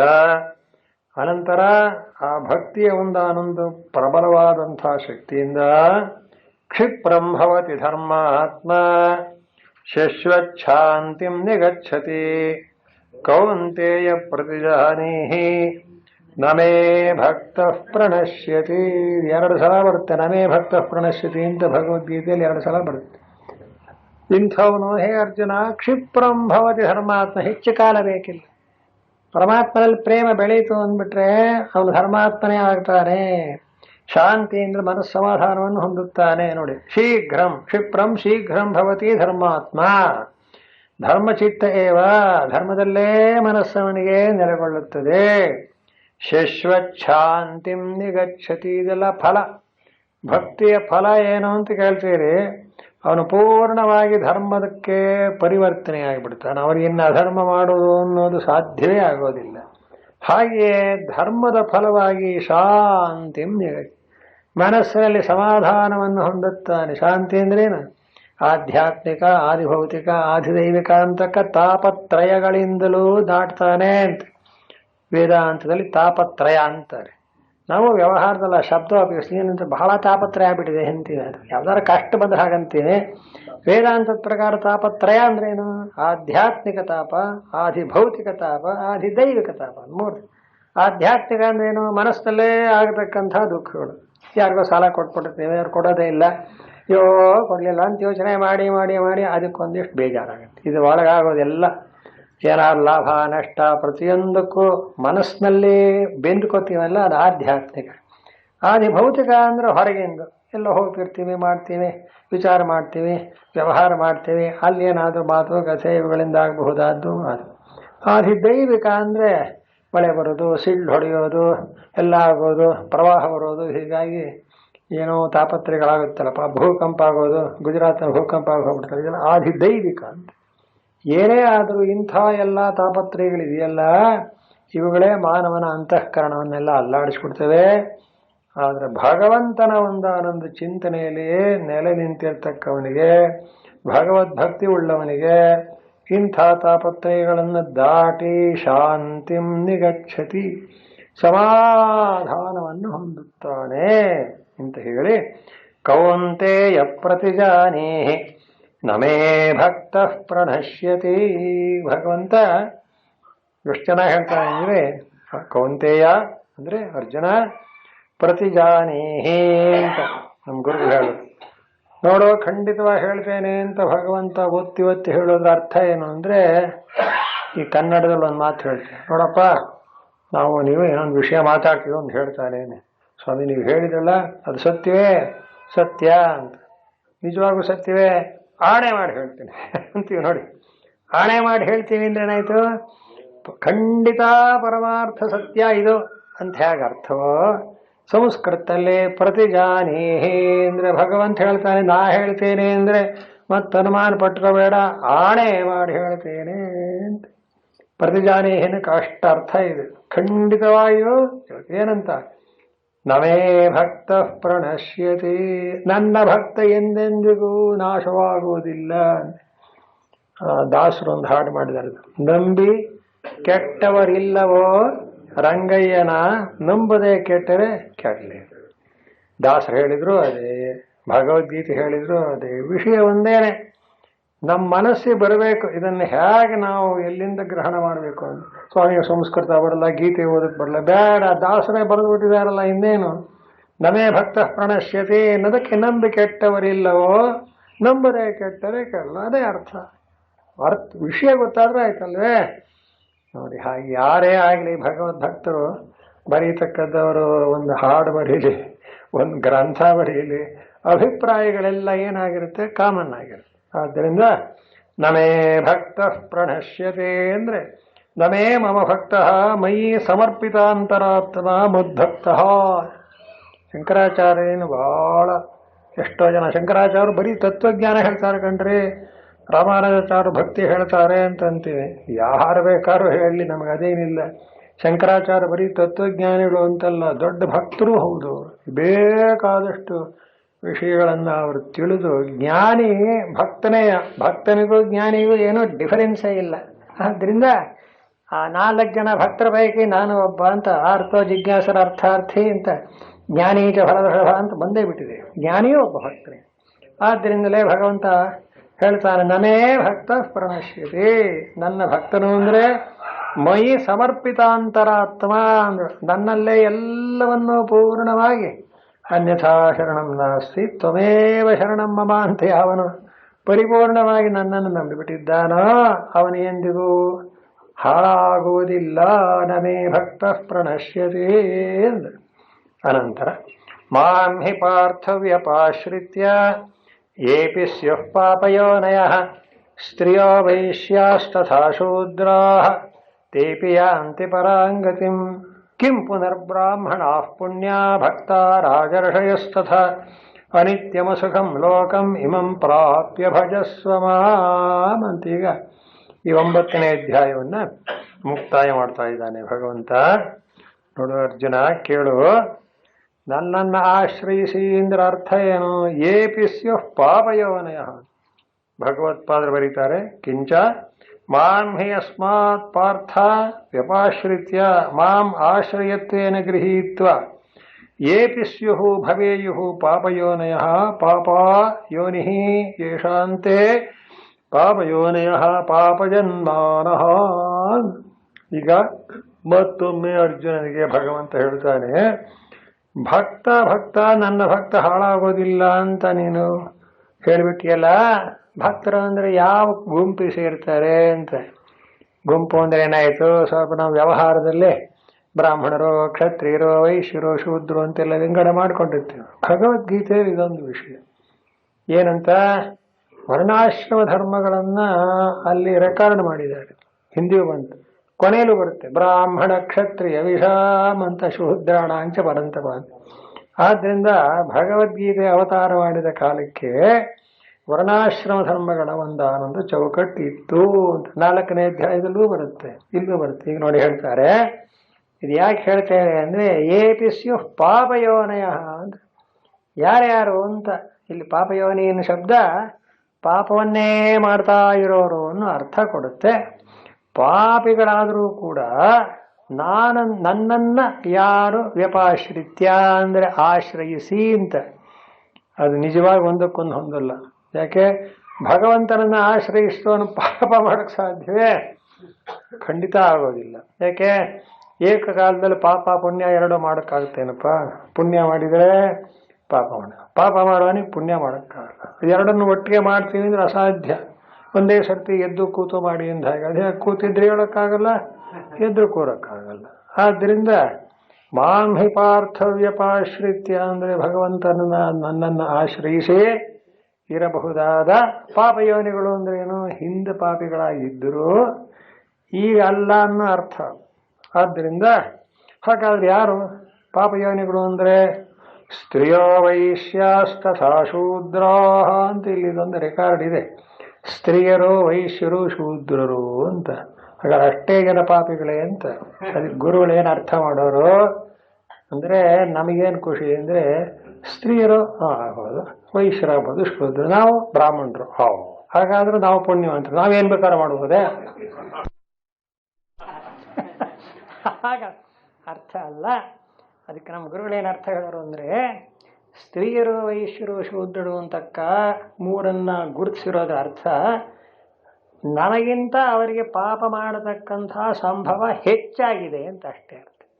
ಯಾಕೆಂದ್ರೆ ಎಷ್ಟೋ ಸಲ ಸನ್ನಿವೇಶ ಏನು ಬಂದ್ಬಿಡುತ್ತೆ, ಈ ಪಾಪ ಮಾಡ್ತಕ್ಕಂಥದ್ದು ಅನಿವಾರ್ಯವಾಗಿ ಬಂದ್ಬಿಡುತ್ತೆ. ಯಾಕೆ? ಸಂದರ್ಭ ಆಗಿರುತ್ತೆ, ಏನು ಮಾಡೋಕ್ಕಾಗಲ್ಲ. ಇಂಥ ಒಂದು ಸಂದರ್ಭದಲ್ಲಿ ಸೇರಿರೋರು ಕೂಡ ನನ್ನನ್ನು ಆಶ್ರಯಿಸಿಬಿಟ್ರೆ ಅವ್ರು ಯಾವ ಪಾಪ ಮಾಡಿದ್ರು ಎಲ್ಲವನ್ನು ಕಳೆದು ಉದ್ಧಾರ ಮಾಡುತ್ತೇನೆ ಅನ್ನೋ ಅರ್ಥ. ಇದು ನಿಜ. ಅದಕ್ಕೊಂದು ಕಡೆ ಬರುತ್ತಾರೆ, ಧರ್ಮ ಕ್ರೀಡಾ ಅಂತೆಲ್ಲ ಶಂಕರಾಚಾರ್ಯ ಭಾಷೆಯಲ್ಲಿ. ಅಂದರೆ ಈ ಸ್ತ್ರೀಯರನ್ನೇ ತಗೊಳ್ಳಿ, ವಿಶೇಷನೇನಿಲ್ಲ, ಅವರ ಒಂದು ಜೀವನದಲ್ಲಿ ಸನ್ನಿವೇಶದಲ್ಲಿ ಸಮಯಾನುಸಾರ ಸ್ವಲ್ಪ ಪಾಪ ಮಾಡತಕ್ಕಂಥ ಸಂದರ್ಭ. ಒಳ್ಳೆಯ ವಿಷಯಕ್ಕೇನೆ ಈ ಮಕ್ಕಳೇನು ಮಾಡ್ತೀವಿ, ಅಮ್ಮ ನಂಗೆ ಇಡೀ ರೊಟ್ಟಿ ಕೊಡು ಅಂತ. ಅದು ತಿನ್ನಲ್ಲ ಅಂತ ಗೊತ್ತು ಅವ್ರಿಗೆ. ಇದಕ್ಕೇನು ಮಾಡಬೇಕು, ಮುಂದೆ ಇಟ್ಬಿಡ್ತಾರೆ. ನೋಡ್ತಾ ಇರೋ ಆ ಕಡೆ ನೋಡಲ್ಲಿ ಬೆಕ್ಕು ಬಂತು ಅಂದ್ಬಿಟ್ಟು ಅರ್ಧ ರೊಟ್ಟಿ ಮುಡ್ಕೊಂಡ್ಬಿಡ್ತಾರೆ. ಅದು ಗೊತ್ತಾಗಲ್ಲ. ಏನ್ರಿ ನಿಮ್ಮ ಮಗುಗೆ ನೀವು ಹೀಗೆ ಮೋಸವೇ ಅದು? ಮಗುನ ಉದ್ಧಾರ ಮಾಡುತ್ತಾನೆ ಅದು ಮಾಡಿದ್ದದು. ಈಗ ಎಷ್ಟೋ ಸಲ ಹೀಗೇನೇನೋ ಹೇಳ್ತಾ ಇರ್ತಾರೆ. ಕಾರಣ ಏನು ಅಂದರೆ ಅವರ ವ್ಯವಹಾರದಲ್ಲಿ ಸಂದರ್ಭಾನುಸಾರವಾಗಿ ಏನಾದರೂ ಮಕ್ಕಳ ದೃಷ್ಟಿಯಿಂದೋ ಅವಕ್ಕೆ ಒಳ್ಳೇದು ಮಾಡೋ ದೃಷ್ಟಿಯಿಂದೋ ಏನಾದರೂ ಒಂದು ಸ್ವಲ್ಪ ವ್ಯವಹಾರ ಅಂದಮೇಲೆ ಶಂಕರಾಚಾರ್ಯ ಬರೆದ ಹಾಗೆ ಸತ್ಯ ನೃತೆ ಮಿಥುನಿ ಕೃತ್ಯ ಅಂತ ಅದೇನು ಹೆಂಗಸರೇ ಮಾಡಬೇಕು ಅಂತಿಲ್ಲ, ಎಲ್ರಿಗೂ ಅಪ್ಲೈ ಆಗುತ್ತೆ. ಮನುಷ್ಯ ಮಾತ್ರದವನಿಗೇನೆ. ಅದಕ್ಕೆ ಇನ್ನೂ ಒಂದು ಕಾರಣ ಕೊಡ್ತಾರೆ, ಏನು ಅಂತ. ಮನುಷ್ಯ ಅಂದರೆ ಇಷ್ಟ ಅರ್ಥ ಏನು, ಪಾಪ ಪುಣ್ಯಗಳು ಎರಡು ಬ್ಯಾಲೆನ್ಸ್ ಆದರೆ ಮನುಷ್ಯನಾಗ್ತಾನಂತಂದ್ರೆ 50% ಪುಣ್ಯ 50% ಪಾಪ ಪ್ರತಿಯೊಬ್ಬರಲ್ಲೂ. ಎಲ್ಲ ಮನುಷ್ಯ ಆದಮೇಲೆ ಗಂಡಸರು ಹೆಂಗಸರು ಅಂತಿಲ್ಲ, ಎಲ್ಲರಲ್ಲೂ ಇರುತ್ತೆ. ಆದ್ದರಿಂದ ಅದರಲ್ಲಿಯೂ ಏನಾಗುತ್ತೆ, ಸ್ತ್ರೀಯರು ವೈಶ್ಯರು ಶೂದ್ರರು ಅಂತಕ್ಕಂಥ ವಿಂಗಡ ಮಾಡಿರೋ ಉದ್ದೇಶ ಸ್ವಲ್ಪ ಹೆಚ್ಚಾಗಿ ಪಾಪಗಳನ್ನು ಮಾಡಬಹುದಾದಂಥ ಸನ್ನಿವೇಶ ಇರುತ್ತೆ. ಮಾಡ್ತಾರೆ ಅಂತಲ್ಲ, ಮಾಡೋ ಸನ್ನಿವೇಶ ಇರುತ್ತದೆ. ವೈಶ್ಯರು ಅಷ್ಟೇ, ವ್ಯಾಪಾರ ಮಾಡಬೇಕು. ಏನು ಮಾಡ್ತಾರೆ, ಸ್ವಲ್ಪ ಏನಾದರೂ ಸುಳ್ಳುಗಳು ಹೇಳದೆ ಹೋದ್ರೆ ಆಗೋದೇ ಇಲ್ಲ ಅಂತ ಅರ್ಥ ನಡೀತಾ ಇದೆ. ಹಾಗಂತ ಎಲ್ಲರೂ ಹೇಳ್ತಾರೆ ಅಂತೆಲ್ಲ ಹೇಳಬೇಕು ಅಂತ ನಿರ್ಣಯ ಅಲ್ಲ, ಸನ್ನಿವೇಶ ಅಕಸ್ಮಾತ್ ಆಗಿರುತ್ತೆ ಅಂತ. ಬರೀ ವಯಸ್ಸರೇ ಅಂತೇನು, ಯಾರು ಬೇಕಾದ್ರೂ ಸುಳ್ಳು ಹೇಳ್ಬೋದು, ಅದಕ್ಕೇನಿಲ್ಲ. ಆದ್ದರಿಂದ ಶೂದ್ರರು ಅಂದ್ರಂತೂ ಅವರಿಗೆ ಹೆಚ್ಚಾಗಿರ್ತಕ್ಕ ಸಂಸ್ಕಾರ ಇರೋದಿಲ್ಲ, ಪಾಪ ಪುಣ್ಯ ಅಂದ್ರೆ ಏನು ಅಂತ ಗೊತ್ತಿರೋದಿಲ್ಲ ಇರಬಹುದು. ಹಾಗೂ ಅಜ್ಞಾನದಿಂದಲೂ ಏನಾದ್ರು ತಪ್ಪು ಮಾಡಬಹುದು. ಈಗ ಭಗವಂತ ಹೇಳ್ತಾನೆ, ಇದೆಲ್ಲ ಯಾಕಪ್ಪ ಯೋಚನೆ ಮಾಡ್ತೀಯ, ಒಂದೇ ಒಂದು ಉಪಾಯ ಹೇಳ್ತೀನಿ ಕೇಳು ಅಂತ. ಯಾರು ಯಾವ ಜಾತಿ ಕುಲ ಅಥವಾ ಲಿಂಗ ಅಂತಕ್ಕ ಭೇದವಿಲ್ಲದೆ ಯಾರೇ ಪಾಪ ಮಾಡಿದ್ರೋ ಒಂದು ಪರಿಹಾರ ಉಂಟು. ಏನು, ಮಾಂ ಹಿ ಪಾರ್ಥವ್ಯಪಾಶ್ರಿತ್ಯ, ಅರ್ಜುನ ನನ್ನನ್ನು ಆಶ್ರಯಿಸಿ ಭಗವಂತ ಕೃಷ್ಣ, ನಾನು ಏನು ಮಾಡಿದ್ದೀನೋ ಗೊತ್ತಿಲ್ಲ, ಕಾಪಾಡು. ಅದಕ್ಕೆ ನಾವು ದೇವರ ಮುಂದೆ ಪಾಪೋಹಂ ಪಾಪಕರ್ಮಾಹಂ ಪಾಪಾತ್ಮ ಪಾಪ ಸಂಭವ ಅಂತ ಹೇಳ್ತೀವಿ. ಕೆಲವ್ರದ್ದು ಆಕ್ಷೇಪಣೆ ಇದೇನು, ದೇವ್ರ ಮುಂದೆ ನಿಂತ್ಕೊಂಡು ನಾನೇ ಪಾಪೋಹಂ ಅಂತೀರಾ ಅಂತ. ಹೌದು, ನಾವು ಮಾಡಿದ್ದು ನಮಗೆ ಎಷ್ಟೋ ಸಲ ಗೊತ್ತಿರಲಿಲ್ಲ. ಭಗವಂತ ಸರ್ವಜ್ಞ, ಎಲ್ಲ ಜ್ಞಾಪಕ ಇಟ್ಕೊಂಡಿರ್ತಾನೆ. ಅವ್ನು ಇದ್ರೆ ಹೇಳಿಬಿಟ್ರೆ ಏನಿಲ್ಲ, ಭಗವಂತ ತ್ರಾಹಿ ಮಾಂ ಕೃಪೆಯಾ ದೇವ ಶರಣಾಗತವತ್ಸ. ಇದು ಒಂದು ಅರ್ಥ. ಇನ್ನೊಂದು ಅರ್ಥ ತಗೊಂಡ್ರೆ ನಿಜವಾಗಿ ದೊಡ್ಡವರು ಹೇಳ್ತಾರೆ, ಈ ಜೀವನ ಮಾಡ್ತೀವಲ್ಲ ನಾವು, ಜಾತಿ ವಿಷಯ ಬಿಟ್ಬಿಡಿ, ಯಾರೇ ಜೀವನ ಮಾಡಬೇಕಾದ್ರೂ ಪಾಪ ಮಾಡಿದ್ರೆ ಆ ಜೀವನ ನಡೆಯೋದೇ ಇಲ್ಲ. ಏನಾದರೂ ಒಂದು ಪಾಪವನ್ನು ಮಾಡಲೇಬೇಕಾದ. ಎಂಥ ಶ್ರೇಷ್ಠನಾದ ಬ್ರಾಹ್ಮಣ ಯೋಗ್ಯನಾಗಿದ್ದಾನೆ, ಅಧ್ಯಯನ ಮಾಡಿದ್ದಾನೆ, ಅವನಿಗೆ ಯಾವ ಪಾಪ ಮಾಡೋ ಸಂಭವ ಇಲ್ಲ ಅಂದ್ರೂ ಏನೋ ಒಂದು ಸ್ವರ ತಪ್ಪು ಹೇಳಿರ್ತಾನೆ, ಇಲ್ಲ ಟೈಮ್ ಮೀರಿರುತ್ತೆ ಕೆಲಸ ಮಾಡಿಸೋವಾಗ, ಏನಾರು ಒಂದಾಗಿ ಆಗುತ್ತೆ. ಹಾಗಾದ್ರೆ ಪಾಪ ಹೌದೋ ಅಲ್ವೋ? ಹೌದೇ ಹೌದು. ನೀವು ಎಷ್ಟೇ ಒಂಥರ ಕಾಲ ಮೀರಿ ಮಾಡಿರಬಹುದು ಕಾರ್ಯವನ್ನು, ಇಲ್ಲ ತಾನು ತುಂಬ ನಿಷ್ಠರು, ಬಹಳ ಸತ್ಯವಂತರು, ಯಾವ ಸುಳ್ಳುಗಳು ಹೇಳೋದು ಎಲ್ಲ ನಿಜ, ಅಷ್ಟು ಒಪ್ಕೊಳ್ಳೋಣ. ಅಂಥದ್ರಲ್ಲೂ ಸಂಧಿಗಳು ಏನಾದ್ರು ಒಂದಾಗಿರುತ್ತೆ, ಏನು ಮಾಡೋಕ್ಕಾಗಲ್ಲ. ಯಾಕೆ, ಮನುಷ್ಯನ ಒಂದಾನೊಂದು ಸೃಷ್ಟಿಯೇ ಹಾಗೆ, ಪಾಪ ಪುಣ್ಯಗಳ ಸಂಪರ್ಕದಿಂದ ಆಗಿರೋದ್ರಿಂದ ಪಾಪ ಮಾಡೋದು ನಿಜ, ಪುಣ್ಯ ಮಾಡೋದು ನಿಜ. ಆದರೆ ಭಗವಂತ ಏನು ಹೇಳ್ತಾನೆ, ಹೀಗಲ್ಲ, ಇಂಥವರು ಕೂಡ ಎಷ್ಟೇ ಪಾಪವನ್ನು ಮಾಡಿ ಪಾಪ ಯೋನಿ ಅಂತ ಅನಿಸ್ಕೊಂಡ್ರೂ ಮಾಂ ಹಿ, ಅದಕ್ಕೆ ಅಂಡರ್ಲೈನ್ ಮಾಡಿ, ಮಾಂ ಹಿ ಪಾರ್ಥವ್ಯಪಾಶ್ರಿತ್ಯ ಅಂತ. ನನ್ನನ್ನು ಆಶ್ರಯಿಸಿದಂಥ ಯಾರೇ ಆಗಲಿ ಪಾಪಿಗಳು, ಅದಕ್ಕೆ ಭಜನೆ ಮಾಡುವಾಗ ರಘುಪತಿ ರಾಘವ ರಾಜ ರಾಮ, ಮುಂದೆ ಪತಿತ ಪಾವನ. ಯಾವ ಪುಣ್ಯಾತ್ಮ ಮಾಡಿದ ನಾವು ಮಾತನ್ನು ಎಷ್ಟು ಚೆನ್ನಾಗಿದೆ. ಯಾಕೆ, ನಾವೆಲ್ಲ ಪತಿದ್ರೇಯ, ಸುಮ್ಮನೆ ಇನ್ನೊಬ್ಬರನ್ನು ನಾವು ಪಾಪಿ ಎನ್ಬಹುದು. ನೀನು ಪಾಪಿ ಅಲ್ವಾ? ಈಗ ಇನ್ನೊಬ್ಬ ಮಾಡಿದ ಪಾಪವನ್ನು ನಾವು ಆಡಿದರೆ ಅದಕ್ಕೆ ಒಂದು ಗಾದೆ, ಮಾಡಿದ ಒಂದು ಪಾಪ ಆಡಿದವನ ಬಗ್ಗೆ ನೀನು ಯಾಕೆ ಅದನ್ನು ಮಾತಾಡೋಕ್ಕೆ ಹೋದೆ, ಅವನ ಬಗ್ಗೆ ಪಾಪ ಮಾಡ್ದ ಅಂತ. ಆದ್ದರಿಂದ ಆ ಪಾಪ ಏನಾಯಿತು, ಅವನಿಂದ ಹಾರಿ ಬಂದು ನೀನು ನೋಡಕ್ಕೆ ಕೂತ್ಕೊಂತ. ಇದ್ಯಾಕೆ ಸುಮ್ಮನೆ ಈ ಚಾಡಿ ಹೇಳೋದು ಪಾಪ, ಅಯ್ಯೋ ಬೇಡ ಬಗೀತಿ, ಏನೇ ಸುಮ್ಮನೆ ಇಲ್ಲ ವಟ ಅಂತಿರೋದು ಗಲಾಟೆ ಮಾಡಿ. ಅಯ್ಯೋ ನಿಜವಾಗೂ ಅಂಥ ಏನಾದ್ರು ಒಂದು ಸ್ವಭಾವ ಇದ್ದು ಬಿಟ್ರೆ ಅವನಿಗೆ ಯಾರು ಏನು ಹೇಳಿದ್ರು ತಲೆ ಹೋಗಲ್ಲ. ತುಂಬ ಕಷ್ಟ, ಎಷ್ಟು ಸಹನೆ ಬೇಕು, ಏನಿದು ಬೇಕು. ಆದ್ದರಿಂದ ಅಪ್ಪ, ಈ ಪಾಪದ ವಿಷಯದಲ್ಲಿ ಯಾರು ಯಾರನ್ನು ಏನು ಮಾಡೋಕ್ಕಾಗೋದಿಲ್ಲ. ಹಾಗಾದರೆ ಕಳೆಯೋರು ಯಾರದಲ್ಲ ಅಂತ, ನಾ ಕಳೀತೀನಿ ಅಂತಾನೆ ಭಗವಂತ. ಅದಕ್ಕೋಸ್ಕರ ಪಾಪೋಹಂ ಪಾಪಕರ್ಮ ಅಂತ ಹೇಳಿ ತ್ರಾಹಿ ಮಾಂ ಕೃಪೆಯಾ ದೇವ ಅಂತ ಅವನು ಕೇಳ್ಕೋಬೇಕು. ಇಲ್ಲಿ ಭಗವಂತ ಹೇಳ್ತಾನೆ, ಮಾಂ ಹಿ ಪಾರ್ಥವ್ಯಪಾಶ್ರಿತ್ಯ ಅಂದರೆ ಹೀಗೆ ನನ್ನನ್ನೇ ಆಶ್ರಯಿಸಿ ನನ್ನ ಭಕ್ತನಾಗಿಬಿಡ್ತಕ್ಕ ಯಾರೇ ಆಗಲಿ, ಫುಟ್ ನೋಟ್ ಓದಿ ಅಂತಾರೆ ಶಾಸ್ತ್ರಿಗಳು. ಸ್ತ್ರೀಯರು, ಶೂದ್ರರು, ವೈಶ್ಯರು ಎಲ್ಲರೂ ಪಾಪಿಗಳೆಂತ ಅರ್ಥವಲ್ಲ. ನೋಡಿ ಸ್ವಾಮಿಗಳು ಎಷ್ಟು ಚೆನ್ನಾಗಿ ಬರೆದಿದ್ದಾರೆ. ಅವರು ಹಿಂದಿನ ಜನ್ಮದ ಪಾಪದ ದೆಸೆಯಿಂದ ಭಕ್ತಿಗೆ ಅಡ್ಡಿ ಬರಬಹುದಾದ ಜನ್ಮದಲ್ಲಿ ಹುಟ್ಟಿರುತ್ತಾರೆ. ಅಂದ್ರೆ ಹಿಂದಿನ ಜನ್ಮದ ಪಾಪ ದಶೆಯಿಂದ ಅಂತ ಟಿಪ್ಪಣಿ ಬರೆದಿರೋದು ಒಪ್ಕೋತೀನಿ. ಅಂದ್ರೆ ಹಿಂದಿನ ಜನ್ಮದಲ್ಲಿ ಪಾಪ ಮಾಡಿದ್ದಾರೆ ಅಂತ ಆಯ್ತಲ್ಲ ಅವರು. ಅದಕ್ಕೋಸ್ಕರ ಅವರನ್ನು ಇಲ್ಲಿ ಸ್ತ್ರೀಯರು ವಯಸ್ಸರು ಅಂತ ಒಂದು ಗುಂಪು ಮಾಡಿದ್ದಾರೆ, ಆಯ್ತಾ. ಆದರೆ ಅವರಿಗೆ ಭಕ್ತಿಯನ್ನು ಮಾಡುವುದಕ್ಕಾಗಲಿ ಪರಮಗತಿಯನ್ನು ಪಡೆಯುವುದಕ್ಕಾಗಲಿ ಅಡ್ಡಿ ಇಲ್ಲ. ಆಗ್ಬಹುದು. ಓದಿದ್ದೀನಿ ಅಕ್ಕ. ಅಂದ್ರೆ ಶ್ರೀಯೋ ವೈಶ್ಯಾಸ್ ತಥಾ ಶೂದ್ರ.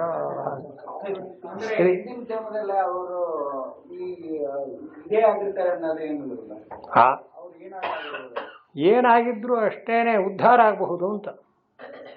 ಯಾವುದೇ ರೀತಿಯಲ್ಲಿದ್ದರೂ ಪಾಪಗಳನ್ನು ಮಾಡಿದ್ದರೂ ನನ್ನನ್ನು ಆಶ್ರಯಿಸಿದ್ರು ಉದ್ಧಾರವಾಗ್ತಾರೆ ಅಂತ ಅರ್ಥ. ಆ ಅರ್ಥದಲ್ಲಿ ಭಗವಂತನನ್ನ ಬಳಿ ಸಾರುವುದು, ಅವನ ಭಕ್ತಿ ಮಾಡುವುದು, ಅವನಿಗೆ ಶರಣಾಗುವುದು ಅನ್ನೋದು ಮುಖ್ಯವಾದ ಪಾಯಿಂಟ್ ಅಷ್ಟೇ. ಅಂದ್ರೆ ಏನಾಗುತ್ತೆ, ಪಾಪಿಯಾದವನಿಗೆ ಹಾಗೆ ಬುದ್ಧಿ ಬರೋಲ್ಲ.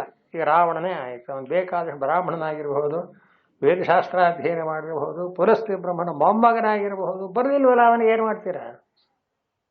ಮತ್ತೆ ರಾವಣ ಅಂದ್ರೆ ಕ್ಷತ್ರಿಯ. ನಿಜವಾಗಿ ನೋಡಿದರೆ ರಾಮನಿಗಿಂತ ಶ್ರೇಷ್ಠವಾದ ಜನ್ಮದಲ್ಲಿ ಹುಟ್ಟಿದಾನೆ ಅಂದರೆ ಎಲ್ರಿಗಿಂತ ಹೆಚ್ಚು ಪಾಪ ಮಾಡಿದ್ನೆಲ್ಲ ಏನು ಮಾಡೋದು?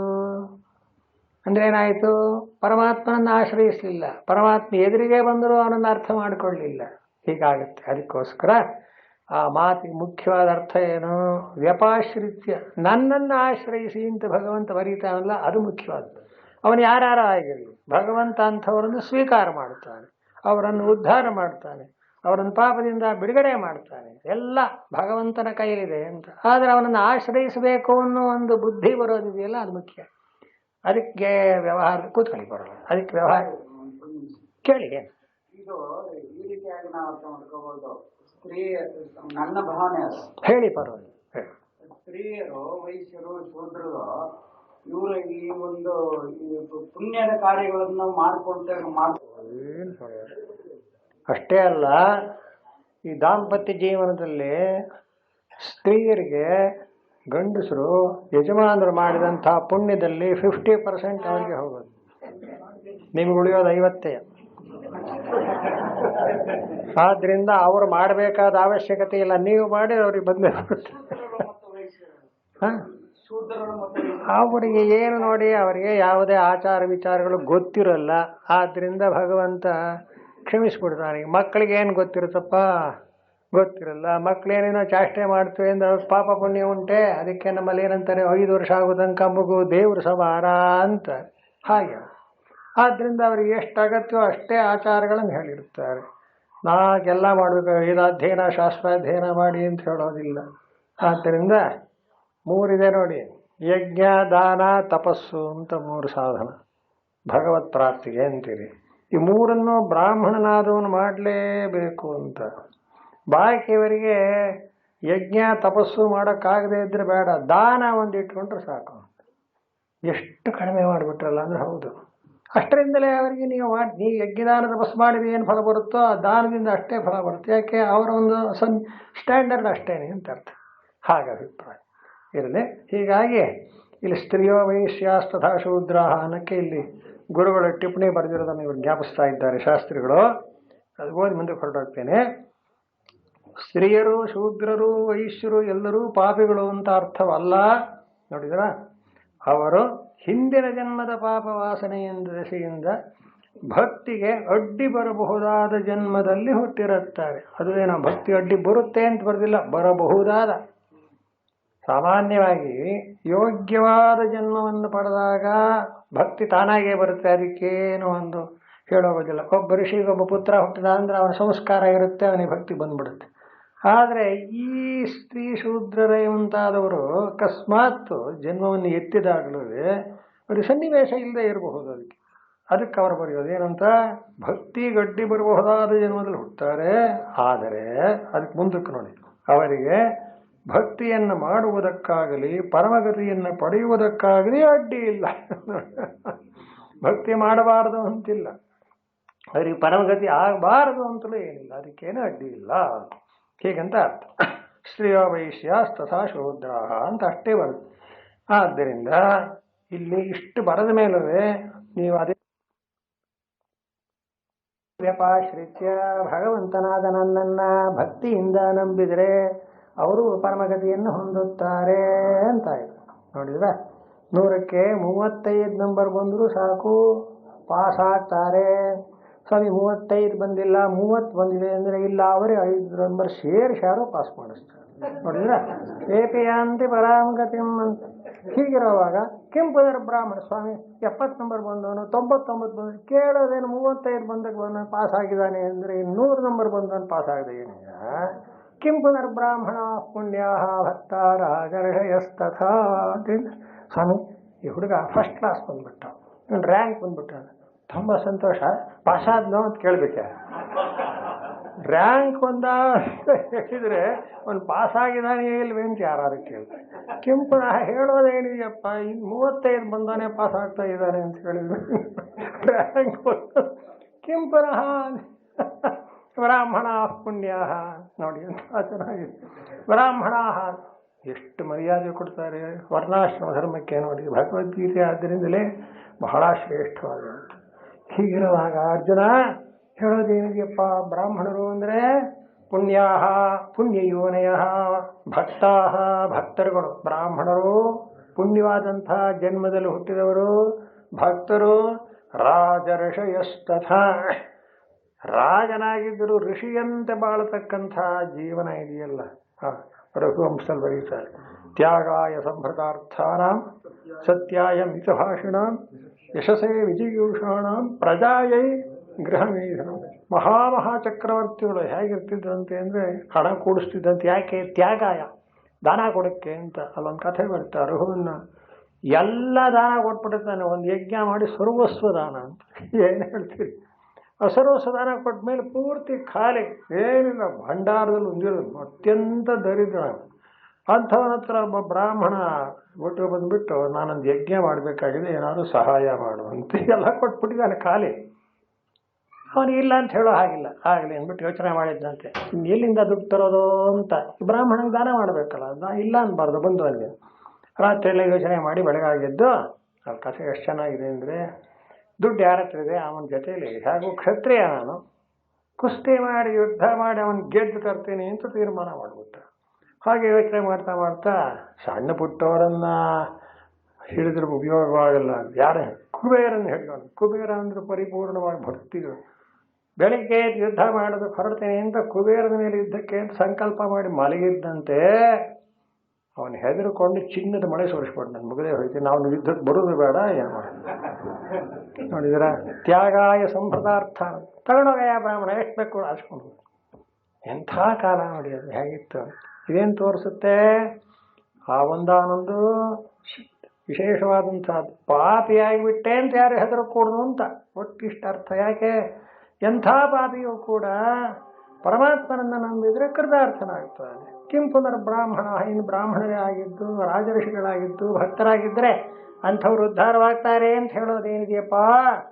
ಆದ್ದರಿಂದ ಯಥ ಏವಂ, ಹೀಗಿರೋದ್ರಿಂದ ಇದನ್ನು ಹೇಳಿದ್ದರ ತಾತ್ಪರ್ಯ ಎಲ್ಲಿ ಅಪ್ಲೈ ಆಗುತ್ತೆ ಅಂದರೆ, ಒಂದು ಹೊಂದುತ್ತೆ ಅಂದರೆ, ಅನಿತ್ಯಮ ಸುಖಂ ಲೋಕಂ ಇಮಂ ಪ್ರಾಪ್ಯ ಭಜಸ್ವ ಮಾಂ. ತುಂಬ ಮುಖ್ಯವಾದ ವಾಕ್ಯ ಇದು, ಜ್ಞಾಪಕ ಇಟ್ಟು. ಈ ಲೋಕ ಎಂಥದ್ದು? ಅನಿತ್ಯ, ಅಸುಖ ಅಂತ. ನೀವು ಎಷ್ಟು ಕಾಲ ಈ ಜನ್ಮವನ್ನು ಇಲ್ಲಿ ಈ ಲೋಕದಲ್ಲಿ ಕಳೆದ್ರೂ ಇದನ್ನು ಒಂದು ದಿವಸ ಬಿಡಲೇಬೇಕಾಗುತ್ತದೆ. ಹಿಂದೆ ಹೇಳಿದ ಭಗವಂತ, ಜಾತಸ್ಯ ಹಿ ಧ್ರುವೋ ಮೃತ್ಯು ಧ್ರುವಂ ಜನ್ಮ ಮೃತಸ್ಯ ಚ ಅಂತ. ಹುಟ್ಟಿದವನೊಂದು ದಿವಸ ಈ ದೇಹ ಬಿಡಲೇಬೇಕು.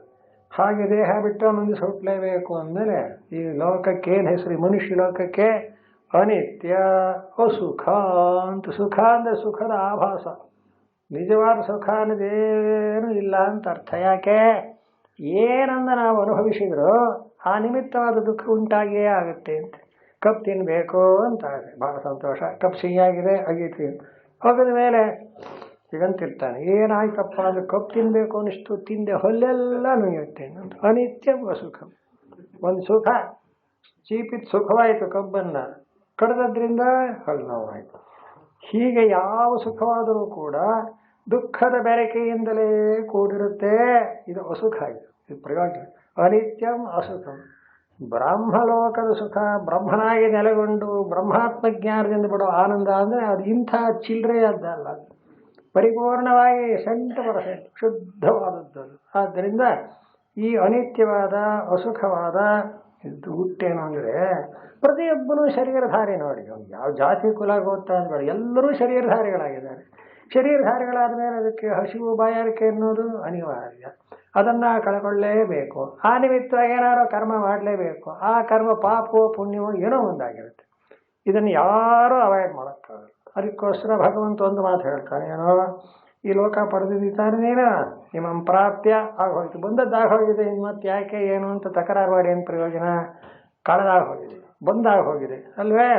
ಭಜಸ್ವ ಮಾಂ, ಅದು ಅಂಡರ್ಲೈನ್ ಮಾಡಿ, ನನ್ನನ್ನು ಭಜನೆ ಮಾಡು, ಭಗವಂತನಾದ ನನ್ನನ್ನು ಆರಾಧನೆ ಮಾಡು. ಇದು ಎಂಥ ಒಂದೊಂದು ಧೈರ್ಯ ಕೊಡುತ್ತೆ ಅಂದರೆ, ಕಾಯಿಲೆ ಆಗಿರ್ಬೋದು, ತೊಂದರೆ ಆಗಿರ್ಬೋದು, ಬಡತನ ಬಂದಿರ್ಬೋದು, ಅಯ್ಯೋ ಅಂತ ಮಾತ್ರ ಅನ್ಬಾರ್ದು.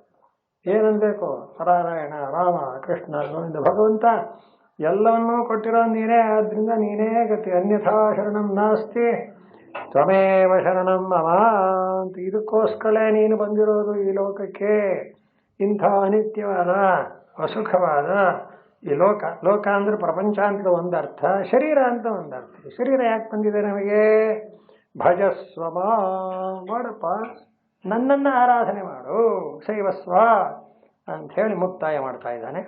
ಮನ್ಮನಾಭವ ಮದ್ಭಕ್ತೋ ಮದ್ಯಾಜಿ ಮಾಂ ನಮಸ್ಕುರು ಮಾಮೇ ವೈಷ್ಯಸಿ ಯುಕ್ತೈವಂ ಆತ್ಮಾನಂ ಮತ್ಪರಾಯಣ ಅಂತ.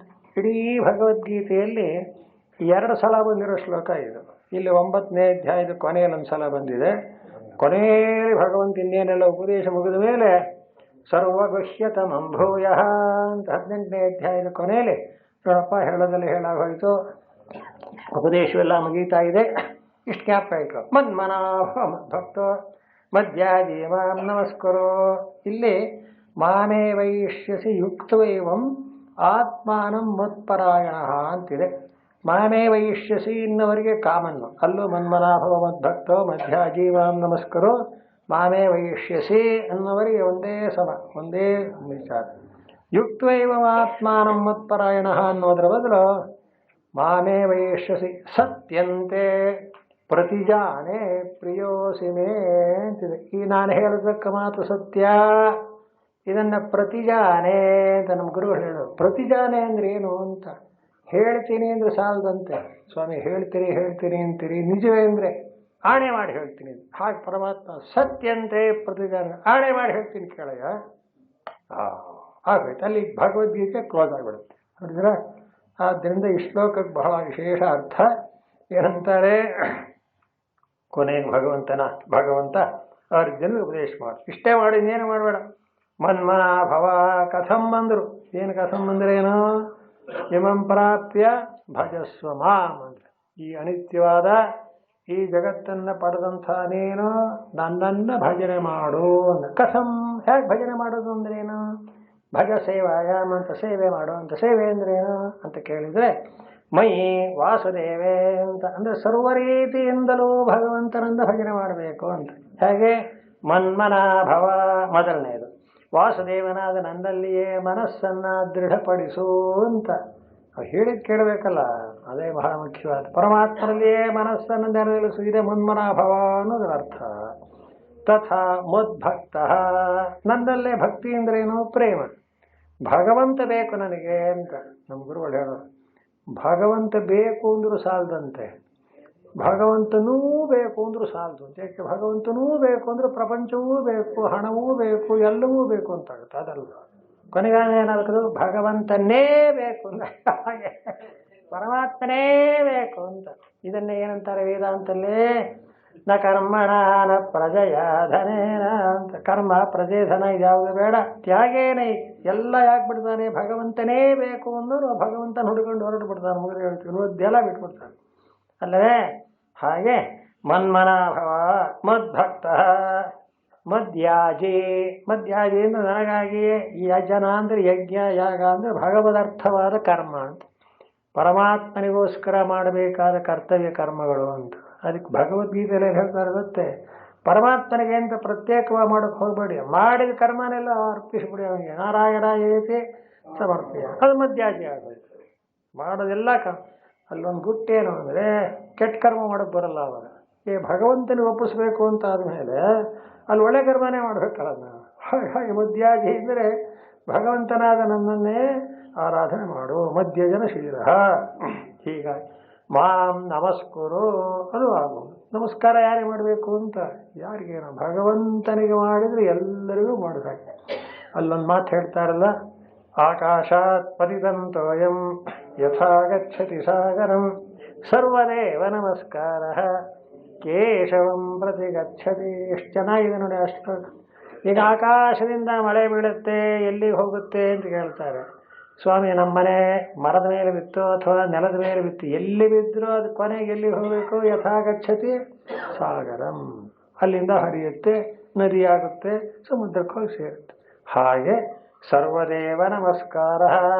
ಸ್ವಾಮಿ ನಾವು ಭಗವಂತ ಅಂದರೆ ಕೃಷ್ಣನಿಗೆ ಮಾಡಬೇಕೆ ಅಂತ ಪರವಾಗಿಲ್ಲ, ಯಾವ ದೇವರಿಗೆ ಮಾಡಿದರೂ ಅದು ಬಂದು ಎಲ್ಲಿ ಸೇರ್ಕೊತ್ತೆ? ಕೃಷ್ಣ ಪರಮಾತ್ಮ. ಅದಕ್ಕೆ ಯಾವ ಕೆಲಸ ಮಾಡಿದ್ರು ಶ್ರೀ ಕೃಷ್ಣಾರ್ಪಣಮಸ್ತು. ಆದ್ದರಿಂದ ಮಧ್ಯಾಜಿ ಮಾಂ ನಮಸ್ಕರು. ಹೀಗಾದರೆ ಮಾಮೇವಚ ನಮಸ್ಕರು ಅಂದರೆ ಏನು? ನನ್ನನ್ನು ಅಂದರೆ ಬಾಕಿ ಎಲ್ಲ ದೇವತೆಗಳು ಪರಮಾತ್ಮನಲ್ಲೇ ಅಡಕವಾಗಿರೋದ್ರಿಂದ ಭಗವಂತನಿಗೆ ಮಾಡಿದರೆ ಎಲ್ಲರಿಗೂ ಮಾಡಬೇಕಾಗ. ಎಷ್ಟು ಚೆನ್ನಾಗಿದೆ ನೋಡಿ. ಇದನ್ನು ಉಪನಿಷತ್ನಲ್ಲಿ ಏನಂತಾರೆ? ಏಕೇನ ವಿಜ್ಞಾತೇನ ಸರ್ವಂ ವಿಜ್ಞಾತ ಭವತಿ. ಪರಮಾತ್ಮನ ತಿಳ್ಕೊಂಡ್ರು ಎಲ್ಲ ತಿಳ್ಕೊಂಡು ಅದ್ಯಾಗೆ ಅಂತ ಎಲ್ಲವೂ ಪರಮಾತ್ಮನೇ ಆಗಿದ್ದಾನಲ್ಲ. ಆ ಅರ್ಥವನ್ನೇ ಮಾಂ ನಮಸ್ಕರು. ಭಗವಂತನಾದ ಅವನಿಗೆ ಮಾಡಿ ಎಲ್ಲರಿಗೂ ಮಾಡಬೇಕಾಯಿತು. ಹೀಗೆ ಮಾಮೇ ವೈಷ್ಯಸಿ ಯುಕ್ತೈವಂ ಆತ್ಮಾನಂ ಮತ್ಪರಾಯಣ. ಹೀಗಾದಾಗ ಮಾಮೇವ ಈಶ್ವರಂ ಏಷ್ಯಸಿ. ಈಶ್ವರ ಅಂದರೆ ಎಲ್ಲಕ್ಕೂ ಒಡೆಯ ಅಂತ ಅರ್ಥ. ಅಂಥ ಜಗತ್ತಿಗೆ ಒಡೆಯನಾದ ನನ್ನನ್ನೇ ಏಷ್ಯಸಿ, ನನ್ನನ್ನೇ ಮುಂದೆ ಪಡೆಯಲಿದ್ದೀಯೇ. ಆಗಮಿಷ್ಯಸಿ ಅಂತಂದು ಭವಿಷ್ಯತ್ ಕಾಲ. ನೀನು ನನ್ನ ಶರಣಾಗತನಾದರೆ ನನ್ನನ್ನೇ ಬಂದು ಸೇರ್ತೀಯ. ಯುಕ್ತ ಸಮಾಧಾಯಿ ಚಿತ್ತಂ ಅಂತ ಅದೊಂದು. ಯಾವ ಒಂದಾನೊಂದು ಭಗವಂತನಿಗಾಗಿ ಮಾಡತಕ್ಕ ಒಂದು ಕರ್ಮ ಇದೆಯೋ ಅದನ್ನು ಚಿತ್ತ ಸಮಾಧಾನದಿಂದ ಮಾಡು ಅಂತ. ಇದೇ ಒಂದು ತೊಡಕು ನಮಗೆ. ಏನು ಅಂದರೆ ಮಾಡ್ತಾ ಇರ್ತೇವೆ, ಮನಸ್ಸು ಎಲ್ಲೋ ಹೋಗಿರುತ್ತೆ, ಏನೂ ಯೋಚನೆ ಮಾಡ್ತಾ ಇರುತ್ತೆ. ಏನು ಮಾಡ್ತಾ ಇದ್ದೀನಿ ಅಂತಂದ್ರೆ ದೇವ್ರ ಪೂಜೆ ಮಾಡ್ತಾ ಇದ್ದೀನೋ ಅಂತ ಜ್ಞಾಪಿಸ್ಕೋಬೇಕು. ಹಿಂದೆಲ್ಲ ಹರಿಕಥೆಯವರು ಒಂದು ಸಣ್ಣ ಕಥೆ ಹೇಳೋರು. ಯಜಮಾನರು ಒಳಗಡೆ ಧ್ಯಾನ ಆನ್ಹಿಕ ಎಲ್ಲ ಮಾಡಿ ದೇವ್ರ ಪೂಜೆ ಮಾಡ್ತಾ ಕೂತಿದ್ದಾರಂತೆ. ಹೊರಗಡೆಯಿಂದ ಯಾರೋ ಬಂದವರು ಯಜಮಾನರಿದ್ದಾರೆ ಅಂದರು. ಆಗಿನ ಕಾಲ ಮನೆಯಲ್ಲಿ ಮಗ ಸೊಸೆ ಎಲ್ಲ ಇರ್ತಕ್ಕಂಥವ್ರು. ಆ ಸೊಸೆ ಇದ್ಲಂತೆ, ಅವಳು ನೋಡಿದ್ಲು. ಇಲ್ಲ ಯಜಮಾನರು ಎಕ್ಕಡದ ಅಂಗಡಿ ಹೋಗಿದ್ದಾರೆ ಅಂದ್ಬಿಟ್ಲು. ಆ ಸೊಸೆ ಏನು ಹೀಗಂದ್ಬಿಟ್ಲಲ್ಲ ಅಂತ ಆಶ್ಚರ್ಯವಾಯಿತು. ಆಮೇಲೆ ಇದೇನಮ್ಮ ಹೀಗೆ? ಇಲ್ಲ, ತಾವು ದೇವ್ರ ಪೂಜೆ ಮಾಡ್ತಾ ಕೂತಿದ್ರಿ, ಆದರೆ ನಿಮ್ಮ ಮನಸ್ಸಲ್ಲಿ ತಕ್ಷಣ ಎಕ್ಕಡ ರಿಪೇರಿ ಕೊಟ್ಟಿದ್ದೆ ಮಾಡಿದಾನೋ ಇಲ್ವೋ ಅಂತ ಜ್ಞಾಪಕ ಮಾಡಿಕೊಂಡ್ರೋ ಇಲ್ವೋ ಅಂದಂತೆ. ತಾಯಿ ನಿಮ್ಗೆ ನಮಸ್ಕಾರ. ನೋಡಿದ್ರೆ ಕೂತಿರೋದೆಲ್ಲೇ ದೇವ್ರ ಮುಂದೆ. ಮನಸ್ಸೆಲ್ಲಿ ಹೋಗಿದೆ? ಬಿಡುತ್ತೆ. ಇದು ಯಾರಿಗೂ ಬಿಟ್ಟದ್ದಲ್ಲ ಅಂತ ಎಲ್ಲಿಂದ ಎಲ್ಲಿಗೂ ಹೋಗ್ತಾ ಮಾಡೋದು. ಅದಕ್ಕೆ ಭಗವಂತ ಹೇಳ್ತಾರೆ ಯುಕ್ತವಾದ ಸಮಾಧಾಯ ಚಿತ್ತಂ ಅಂತ. ನೋಡಿ ಫಲ ಯಾಕೆ ಬರಲ್ಲ ನಮಗೆ ಅಂತ ನೋಡಿ. ಇಷ್ಟೆಲ್ಲ ಮಾಡಿದ್ರು ದೇವರಿಗೆ ಫಲ ಕೊಡಲಿಲ್ಲ ಅಂದ್ರೆ ಹೇಗೆ ಮಾಡಿದ್ಯೋ ಯಾರಿಗೆ ಗೊತ್ತು. ಇನ್ನು ಈ ದೇವರ ಹತ್ರ ಏನಾದ್ರು ತಕರಾರಿಗೆ ಹೋದರೆ ತೆಗೀನಿ ಏನೇನು ಮಾಡಿದೀಯ, ಯಾವ್ದು ಮಾಡುವಾಗ ಏನು ಯೋಚನೆ ಮಾಡ್ತಾ ಇದ್ದೆ ಹೇಳು ಅಂತ ಹೀಗೆಲ್ಲ ಅವನು ಕೇಳಿಬಿಟ್ರೆ ಫೇಲ್. ಆದ್ದರಿಂದ ಯುಕ್ತ ಅಂದರೆ ಏನು? ಸಮಾಧಾಯ ಚಿತ್ತಂ ಏವಂ ಅಂತ. ನನ್ನಲ್ಲಿಯೇ ಮನಸ್ಸನ್ನು ಸಮಾಧಾನಗೊಳಿಸಿ ನೀನು ಮಾಡಬೇಕು. ಮನ್ಮನಾಭವ ಮದ್ಭಕ್ತ ಅಂತ ಅರ್ಥ. ಆತ್ಮಾನಂ ಅಂದರೆ ಮಾಂ ಅಂತ. ಯುಕ್ತೈವ ಆತ್ಮಾನಂ ಅಂತಿದೆಯಲ್ಲ. ಆತ್ಮಾನಂ ಅಂದರೆ ಏನು ಅಂದ್ರೆ ನನ್ನನ್ನು ಅಂತ. ಮನ್ಮನಾಭವ ಅಂತ ಮತು ಅನ್ನೋ ಶಬ್ದಕ್ಕೆ ಏನು ಅರ್ಥವೋ ಆತ್ಮ ಅಂದರೆ ಅದೇ ಅರ್ಥ. ಅಂದರೆ ಎಲ್ಲವನ್ನೂ ಭಗವಂತನಲ್ಲಿಯೇ ಅರ್ಪಿಸಿ ಅಹಂ ಹೇ ಇದೇನೋ ಹೀಗೆ ಹೇಳ್ತಾನೆ ಭಗವಂತ. ಪ್ರತಿಯೊಂದಕ್ಕೂ ನಾನು ನಾನು ನಾನು ಅಂತಾನೆ. ನಮಗೆ ನಾನು ಬಿಡು ಅಂತ ಹೇಳ್ತಾನೆ, ಅವನು ನಾನು ಅನ್ಬೋದೆ ಅಂದರೆ ಅವನು ಸರ್ವಾತ್ಮನಾದ ಭಗವಂತನಾದ್ದರಿಂದ. ನೋಡಿ ಶಂಕರಾಚಾರ್ಯ ಒಂದು ಸಮಾಧಾನ ಬರೀತಾರೆ. ಎಲ್ಲ ಮನ್ಮನಾಭವ ಮದ್ಭಕ್ತ ಅಂದ್ರೆ ನಾನು ನಾನು ಅಂದರೆ ನನ್ನನ್ನೇ ಪೂಜೆ ಮಾಡೋ, ನನ್ನನ್ನೇ ಹೇಳೋ, ನನ್ನನ್ನೇ ಮಾಡಿ. ನಾವೆಲ್ಲ ಹಾಗೆ ನಾನು ನಾನು ಅಂತೀವೋ, ದೇವರು ಹಾಗೆ ಅನ್ನಲ್ರಿ ಅಂತ ಹಾಗೆ ಅರ್ಥ. ಅಲ್ಲಿ ಮಾಮ್ ಅಂದರೆ ಅಹಂ ಹಿ ಸರ್ವೇಷಾಂ ಭೂತಾನಾಂ ಆತ್ಮ ಪರಾಚಗತಿ ಪರಂ ಅಯನಂ. ಭಗವಂತ ಅಂದ್ರೆ ಯಾರು ಕೇಳಿ ಶಂಕರಾಚಾರ್ಯ ಬರೀತಾರೆ ಏನಂತ. ಅಲ್ವೇನೆ ಅರ್ಜುನ, ಅರ್ಜುನ ಕೃಷ್ಣ ತಾನೇ ಸಂವಾದ ಮಾಡ್ತಾ ಇರೋದು. ಅರ್ಜುನ ಭಗವಂತ ಹೇಳ್ತಾ ಇದ್ದಾನೆ, ನಾನು ಸರ್ವೇಷಾಂ ಭೂತಾನಾಂ ಆತ್ಮ, ಎಲ್ಲರ ಆತ್ಮನಾಗಿದ್ದೇನೆ. ಪರಾಗತಿ, ಎಲ್ಲರೂ ಬಂದು ನನ್ನನ್ನೇ ಸೇರ್ತಾರಲ್ವೇ. ಯಾರು ಯಾವ ಕರ್ತವ್ಯ ಕರ್ಮ ಮಾಡಿದ್ರು ಕೊನೆಯಲ್ಲಿ ಏನಂತಾರೆ, ಶ್ರೀಕೃಷ್ಣಾರ್ಪಣಮಸ್ತು. ನೋಡಿದ್ಯಾ? ಆದ್ದರಿಂದ ಯಾವ ಯಾವ ದೇವತೆಗಳಿಗೆ ಯಾವ ಸತ್ಕರ್ಮವನ್ನು ಅನುಷ್ಠಾನ ಮಾಡಿದ್ರು ಕೊನೆಯಲ್ಲಿ ಏನು ಹೇಳ್ತೀವಿ, ಕರೋಮಿ ಯದ್ಯತ್ ಸಕಲಂ ಪರಸ್ಮೈ. ಎಷ್ಟು ಚೆನ್ನಾಗಿದೆ. ಕಾಯೇನ ವಾಚ ಮನಸೇಂದ್ರಿಯ ಇರುವ, ಶರೀರದಿಂದಲಾಗಲಿ ಮಾತಿನಿಂದಲಾಗಲಿ ಮನಸ್ಸಿನಿಂದಲಾಗಲಿ ಬುದ್ಧಿಯಿಂದಲಾಗಲಿ ಏನೋ ಸ್ವಭಾವದಿಂದಲೇ ಆಗಲಿ ಏನು ಮಾಡಿದ್ದರೋ, ಏನೇನು ಮಾಡಿದರೋ ಹೇ ಭಗವಂತ ನಾರಾಯಣನಾದ ನಿನಗೆ ನಾವು ಸಮರ್ಪಣೆ ಮಾಡ್ತೇನೆ. ಅದು ಭಾಗವತಲ್ಲಿರೋ ಶ್ಲೋಕ. ಅಲ್ಲಿ ಪರಮಾತ್ಮ ಉಪದೇಶ ಮಾಡುವ ಹೇಳ್ತಾರೆ ಹೀಗೆ, ಯಾರೋ ಒಬ್ಬ ಋಷಿ ಏನಂತ, ಏನಂದ ನೀವು ಶರೀರ ವಾಂಗ್ ಮನಸ್ಸುಗಳಿಂದ ಮಾಡಿದ್ರು ನಾರಾಯಣ ಏತಿ ಸಮರ್ಪಯೇತ್ತತ್ ಅಂತಿದೆ ಅಲ್ಲಿ. ಆ ಕರ್ಮವನ್ನ ನಾರಾಯಣಿಗೆ ಸಮರ್ಪಣೆ ಮಾಡಬೇಕು. ಯಾರೋ ಪುಣ್ಯಾತ್ಮ ಏನು ಮಾಡಿದ್ರು ಮೆಲ್ಲಗೆ ಶ್ಲೋಕ ನಾರಾಯಣ ಏತಿ ಸಮರ್ಪಯಾಮಿ ಅಂತ ಬದಲಾಯಿಸಿ ಹೇಳ್ಕೊಟ್ಟಿದ್ದಾರೆ. ನಿಜವಾಗಿಯೂ ಎಂಥ ಒಂದು ಆನಂದ ಶ್ಲೋಕ. ಕೊನೆಯಲ್ಲಿ ಅದು ಏನಾಗುತ್ತೆ ಅಂದರೆ, ಕರ್ಮವನ್ನು ಪ್ರಾರಂಭ ಮಾಡುವಾಗ, ಮಾಡ್ತಾ ಇರೋವಾಗ, ಮುಕ್ತಾಯ ಮಾಡುವಾಗ ಮೂರು ಸಂದರ್ಭದಲ್ಲೂ ಭಗವಂತನ ನೆನಪು ಮಾಡ್ಕೊಳ್ಳಿ ಅಂತ ಶಾಸ್ತ್ರ ಹೇಳೋದು. ಅದು ಸ್ವಲ್ಪ ತೊಡಕಾಗತ್ತೆ ಏನು ಅಂತ. ಮಾಡುವಾಗ ಕರ್ಮದ ಮೇಲೆ ಜ್ಞಾಪಕ ಇರುತ್ತೆ, ಇನ್ನು ಪ್ರಾರಂಭ ಮಾಡಿಲ್ಲ, ಈಗ ಮಾಡಬೇಕು ಅಂತ ಅದ್ರ ಮೇಲೆ ಜ್ಞಾನ ಇರುತ್ತೆ. ಆವಾಗ ದೇವರನ್ನ ಜ್ಞಾಪಕ ಮಾಡ್ಕೊಳ್ಳೋದು ಕಷ್ಟ. ಆಮೇಲೆ ಮಾಡ್ತಾ ಇರುವಾಗ ಅದನ್ನೇ ಅಟೆನ್ಷನ್ ಮಾಡಬೇಕು. ಅದಕ್ಕೆ ಹೇಳ್ತಾರೆ, ಪ್ರಾರಂಭದಲ್ಲಿ ಮಧ್ಯದಲ್ಲಿ ನನ್ನ ಜ್ಞಾಪಕ ಮಾಡ್ಕೊಳಕ್ಕಾಗದೇ ಇದ್ರು ಪರವಾಗಿಲ್ಲ, ಕೊನೆಯಲ್ಲಿ ಇನ್ನೇನು ಮುಗಿದು ಬಿಡುತ್ತಾ ಹೋಯ್ತಲ್ಲ, ಆವಾಗ ಏನಾಗುತ್ತೆ ಗೊತ್ತೇ ನಮಗೆ ಅಂದರೆ, ಇಷ್ಟೊತ್ತು ತನಕ ಕಾಫಿ ಕುಡ್ದಿಲ್ಲ, ಇನ್ನೇನು ಮುಗೀತಾ ಬಂತು ಅಂದ್ರೆ ಅದ್ರ ಮೇಲೆ ಜ್ಞಾಪಕ. ಅದರ ಬದಲು ಕರ್ಮ ಮುಗಿಯೋ ಕೊನೆ ಒಳಗಾದ್ರೂ ಏನು ಬರಬೇಕು, ನಾರಾಯಣನಿಗೆ ಅರ್ಪಣೆ ಆಗಲಿ, ಶ್ರೀಕೃಷ್ಣಾರ್ಪಣಮಸ್ತು ಇದೆ. ಮಾನೇ ವೈಶ್ಯಸಿ ಯುಕ್ತೈವಂ ಆತ್ಮಾನಂ ಮತ್ಪರಾಯಣ. ನನ್ನನ್ನೇ ಸೇರ್ತೀಯ ಯಾವಾಗ, ಮನ್ಮನಾಭವ ಮದ್ಭಕ್ತ ಮದ್ಯಾಗಿ ಮಾಂ ನಮಸ್ಕರು ಅಂತ ಹೀಗೆ ಹೇಳಿ, ಅಹಂ ಹಿ ಸರ್ವೇಷಾಂ ಭೂತಾನಾಂ ಆತ್ಮ ಪರಾಜಗತಿ, ನಾನೇ ಪರಮವಾದಂಥ ಗತಿ.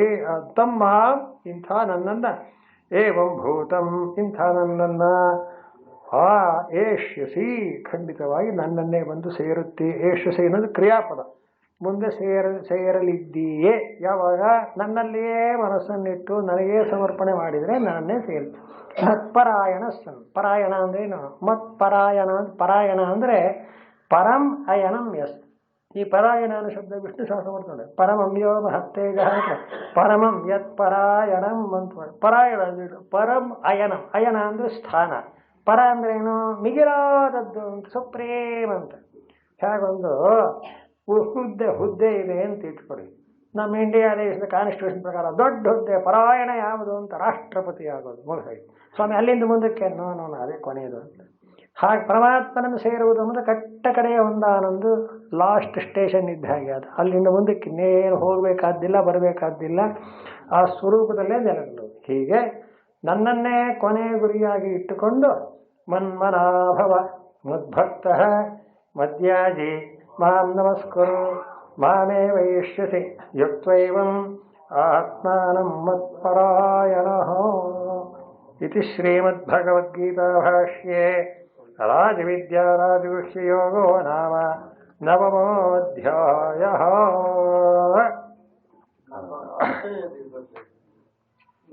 ಅರ್ಜುನ ಕೆಟ್ಟ ಮತ್ತೆ ಬೋಧನೆ ಮಾಡ್ತಾನೆ. ಭೀಮ ಅವನೇ ಹೇಳ್ತಾರೆ, ಗುರುಕುಲದಲ್ಲಿದ್ದಾಗ ಗುರುಗಳು ಆಚರಣೆ ಮಾಡಿರ್ತಾರೆ. ಯುದ್ಧ ಕಾಲದಲ್ಲಿ ಗುರುಗಳು ನಮಸ್ಕಾರ ಮಾಡೋದು ಹೇಳಿದಾಗಲೂ ಕೂಡ ಇದು ಯುದ್ಧ ಭೂಮಿ ಸ್ವಾಮಿ, ನಮಸ್ಕಾರ ಮಾಡೋದು ಅಷ್ಟೇ ಇದಿಲ್ಲ. ಹಾಗೆ ಯುದ್ಧ ಮಾಡಿ ಎಲ್ಲರನ್ನೂ ಸಾಯ್ತಾನೆ, ಕೋಡೋದು 100 ಜನನು ಸಾಯ್ತಾನೆ. ಅರ್ಜುನ ಮಾಡೋದು ಮಾತ್ರ ಕರ್ಣನೊಬ್ಬನ ಮೇಲೆ ಇಬ್ಬರು ಇಡ್ತಿರ್ತಾನೆ. ಅರ್ಥ ಆಯ್ತು, ಅವ್ರೇನು ಹೇಳಿದ್ರು ಅಂತ ಅರ್ಥ ಆಯ್ತು ಅಂತ ನನಗೆ ಸರಿಯಾಗಿ ಗೊತ್ತಾಯ್ತು. ಕೂತ್ಕೊಂಡೆ ಹೇಳಿ, ಪರ ಇಲ್ಲ.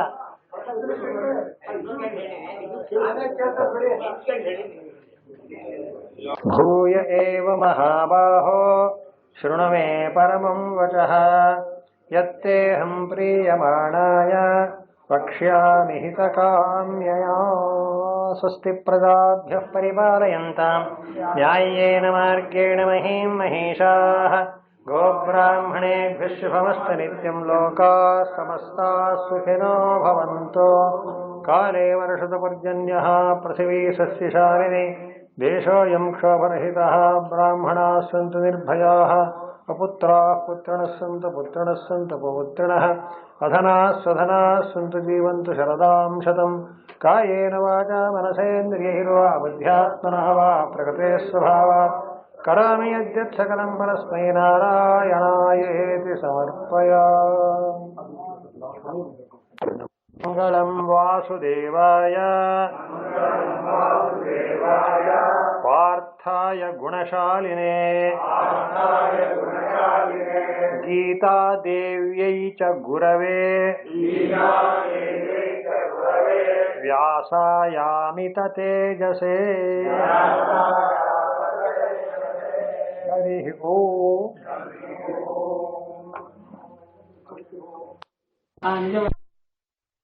ಜ್ಞಾನಿಯನ್ನು ಅತ್ಯಂತ ಹೆಚ್ಚಿನದಾದಂತಹ ವಿಶೇಷವಾದಂತಹ ಭಕ್ತ. ಏಕೆಂದ್ರೆ ಪ್ರಿಯೋ ಹಿ ಜ್ಞಾನಿನೋ ಅತ್ಯರ್ಥಂ ಕಾರಣ ಕೊಡ್ತಾರೆ. ಆ ಜ್ಞಾನಿಯನ್ನೇ ಯಾಕೆ ಹೊಗಳ್ತೇವೆ ಅಂದ್ರೆ ಜ್ಞಾನಿಯ ಒಂದು ಸ್ವಭಾವ ಹೇಗಿರುತ್ತೆ ಅಂದ್ರೆ ಒಂದು ಕ್ಷಣವೂ ಪರಮಾತ್ಮವನ್ನು ಮರೆತಿರಕ್ಕಾಗಲ್ಲ. ಅದೇ ಜ್ಞಾನದ ಸ್ವಭಾವ. ನಾವಾದ್ರೆ ವ್ಯವಹಾರ ಮಾಡುವಾಗ ಪರಮಾತ್ಮ ಮಾತ್ರ ಹೇಳ್ತೇವೆ, ಪೂಜೆ ಮಾಡುವಾಗ ಏನೋ ಒಂದು ಜ್ಞಾಪಿಸ್ಕೊಳ್ತೀವಿ. ಇದು ನಮಗೆಲ್ಲ ಒಂದು ಚಿಲ್ಲರೆ ಭಕ್ತಿ ಆಗೋದು. ಇದೆಲ್ಲ ಚಿಲ್ಲರೆ ವ್ಯಾಪಾರ. ನಿಜವಾಗಿ ಭಕ್ತಿಯಿಂದ ಯಾವಾಗಲೂ ಗೋಂದಾವಳಿ ಮಹಾರಾಜರ ಪುಸ್ತಕ ಕೆಲವು ಮಾತುಗಳಿಂದ ಭಕ್ತರು ಏಕ ಭಕ್ತಿಯಿಂದ ರಾಮ ರಾಮ ರಾಮ ರಾಮ ಪ್ರತಿಯೊಂದರಲ್ಲೂ ಅವರು ಎಷ್ಟು ಒಂದೊಂದು ದಿನಕ್ಕೆ ಒಂದೊಂದು ಸಂದೇಶ ಅಂತ ಒಂದು ಪುಸ್ತಕ ಬರೀತಾರೆ. 365 ದಿನಕ್ಕೆ 365 ಸಂದೇಶ ಬರೀತಾರೆ. ನೀವು ಯಾವುದು ಬೇಕಾದ್ರೂ ಓದಿಸಿದ್ರಲ್ಲ ರಾಮಭಕ್ತಿಯನ್ನ ಅಷ್ಟೇ ಮಟ್ಟಿಗೆ ಅಲ್ಲೇ ಪೂರ್ಣವಾಗಿ ಚಿತ್ರಿಸಿದ್ದಾರೆ. ಅದು ಹೋಗ್ತಾ ಇದ್ರೆ ಬಹಳ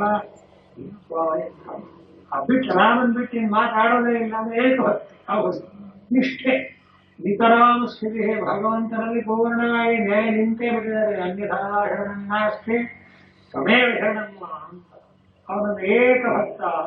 ಯಾವ ವಿಷಯದಲ್ಲಾದ್ರೂ ಇಡೀ ವ್ಯವಹಾರವನ್ನೆಲ್ಲ ಬೇಕಾದ್ರೆ ರಾಮನ ಒಂದು ಜವಾಬ್ದಾರಿಯಲ್ಲಿ ನಡೆಸುವಂತಹ ಒಂದು ಸಾಮರ್ಥ್ಯ ಇರುತ್ತೆ, ಆ ತಿಳುವಳಿಕೆ ಇರುತ್ತೆ, ಅಷ್ಟೇ ಶ್ರದ್ಧೆ ಇರುತ್ತೆ, ಅಂತಹದ್ದೇ ನಿಷ್ಠೆ ಇರುತ್ತೆ.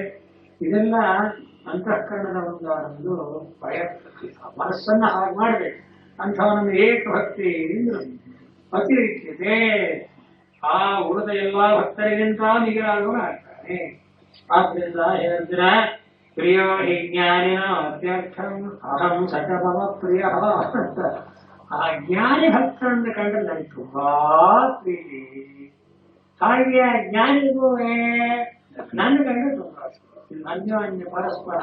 ನೀವು ಪ್ರೀತಿ ಮಾಡಿ ನಾವು ಪ್ರೀತಿ ಮಾಡ್ತೀವಿ. ಹಾಗೆ ಪ್ರಿಯೋ ಹಿ ಜ್ಞಾನಿನ ಅತ್ಯರ್ಥಂ ಅಂತ. ಆ ಜ್ಞಾನಿಗೆ ಭಗವಂತನನ್ನು ಏನು ಬೇಡ. ಸೀತಾದೇವಿ ರಾಮನೇ ರಾಮನು ಏನು ಬೇಡ ಅಂತ ಹೇಳೋದು ಅದು ನಿಜವಾದಂತಹ ಏಕಭಕ್ತಿ. ಅದರಂತೆ ಆ ಜ್ಞಾನಿಗೆ ನನ್ನ ಬಿಟ್ಟು ಏನು ಬೇಕಾಗಲ್ಲ. ಹಾಗೆ ನನಗೂ ಅಹಂಸತೆ ಮಮ ಪ್ರಿಯ ಇಷ್ಟಾಗಿ ಕೊನೆಯಂತಾರೆ. ಆ ಜ್ಞಾನಿಯೇ ನಿಗರಾದ ಭಕ್ತ ಅನ್ನೋದನ್ನು ತೋರ್ಸಕ್ಕೆ ಉದಾರಾಸವೇ ಇದು ಶಂಕರಾಚಾರ್ಯ ಒಂದು ಅವತರಣಿಕೆ ಕೊಡ್ತಾರೆ. ನಕರ್ಹಿ ಆಚಾರ್ಯ ಸ್ನೇಹ ವಾಸುದೇವಸ್ಯ ಪ್ರಿಯ ನಾ ಕಿಂತರ್ಹೇಂದ್ರ. ಈಗ ಜ್ಞಾನಿ ಭಕ್ತನೇ ಅತ್ಯಂತ ಹೆಚ್ಚಿನಮ್ಮ. ಅದನ್ನು ಕಂಡ್ರೆ ಭಗವಂತನಿಗೂ ಪ್ರೀತಿ, ಭಗವಂತನ ಕಂಡ್ರೆ ಅವನಿಗೂ ಪ್ರೀತಿ. ಪರಸ್ಪರ ಒಬ್ಬರಿಗೊಬ್ಬರು ಒಳ್ಳೆ ಜೋಡಿ ಆಯ್ತಪ್ಪ. ವಾಯ್ಕರೇನ್ ಭಕ್ತ ಅಲ್ವೋ?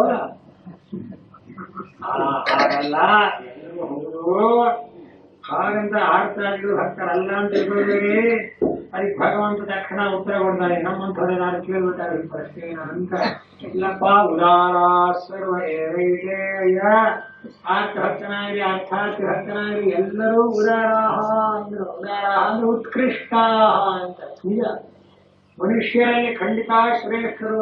ಯಾವ ರೀತಿ ಭಕ್ತಿನಾರು ಮಾಡಲಿ, ಆರ್ಥ ಭಕ್ತಿ ಮಾಡಲಿ, ಅರ್ಥಾರ್ಥಿ ಭಕ್ತಿ ಮಾಡಲಿ, ಇಲ್ಲಿ ಯಾವುದೇ ಒಂದು ನಿಮಿತ್ತದಿಂದ ಭಗವಂತರನ್ನ ನೀವು ಬಳಿ ಸಾರಿದ್ರು ಅವನಿಗೆ ಶರಣಾಗುತ್ತಾದ್ರೂ ಖಂಡಿತ ನೀವು ಭಕ್ತರೇ, ಅದಕ್ಕೇನು ಕಡಿಮೆ ಇಲ್ಲ.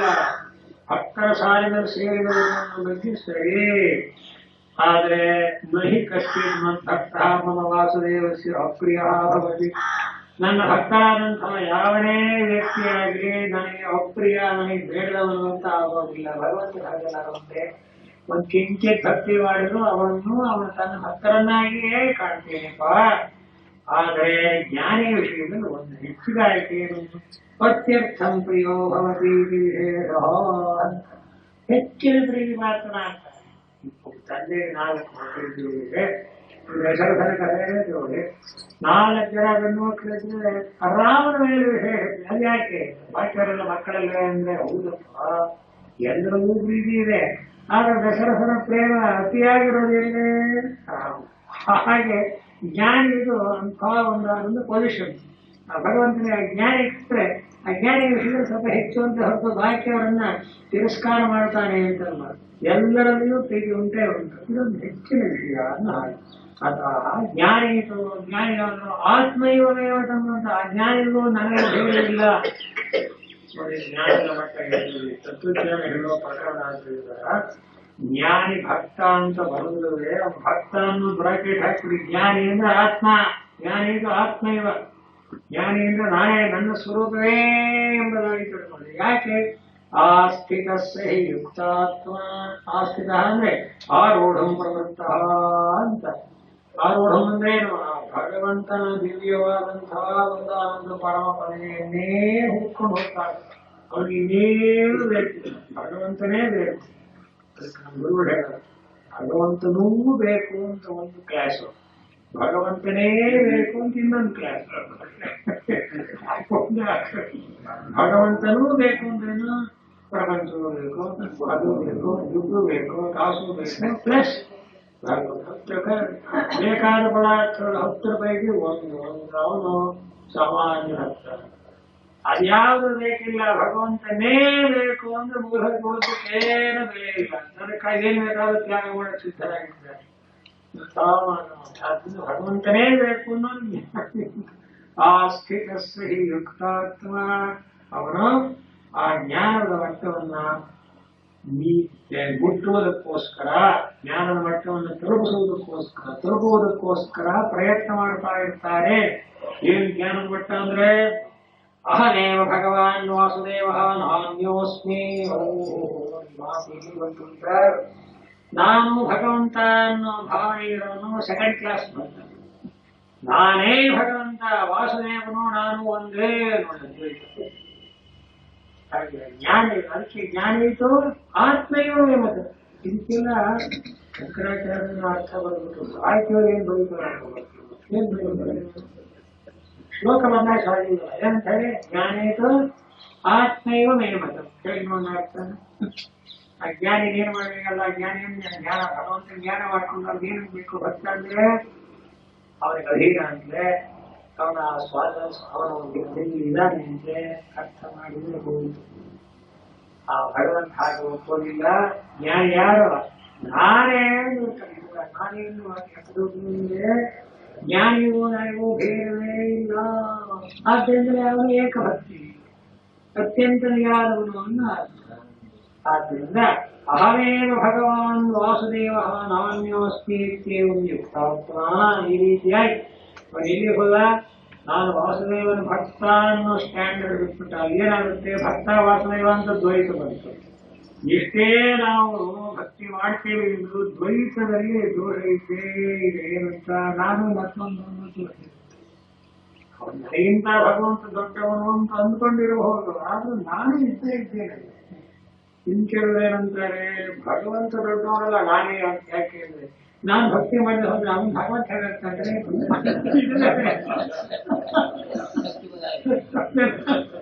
ಆದ್ರಿಂದ ನಾನು ಪ್ರಯೋಜನ ಇಲ್ಲ. ನಾನು ಭಗವಂತ ದ್ವೈತ ಹೊಂದ್ಕೂಡ್ಲೇ ಡೌನ್ ಆಯ್ತು. ಇವನ್ ಹೇಗೆ? ನಾನು ಅನ್ನೋದು ಇಲ್ಲವೇ ಇಲ್ಲ, ಭಗವಂತನೇ ಇರೋದು.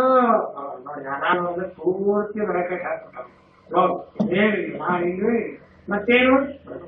ಪ್ರತಿಯೊಂದು ಅವನ ಒಂದು ಆನಂದ ಕರ್ಮ. ಇದಷ್ಟು ಸರಿ.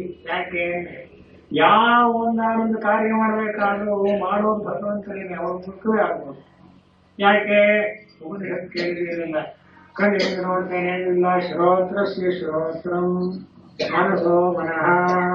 ಎಂಥ ಮಾತನಾಡಿ, ನಾನು ಕಣ್ಣಿನಿಂದ ನೋಡ್ತೇನೆ ಅಂತ ಅಹಂಕಾರ ಪಡಬೇಡಿ. ನಿಮ್ಮ ಕಣ್ಣಿಗೆ ನೋಡತಕ್ಕ ಶಕ್ತಿ ಕೊಟ್ಟಿರೋನು ಪರಮಾತ್ಮ. ಅದರಿಂದ ನೋಡೋದು ಯಾರು?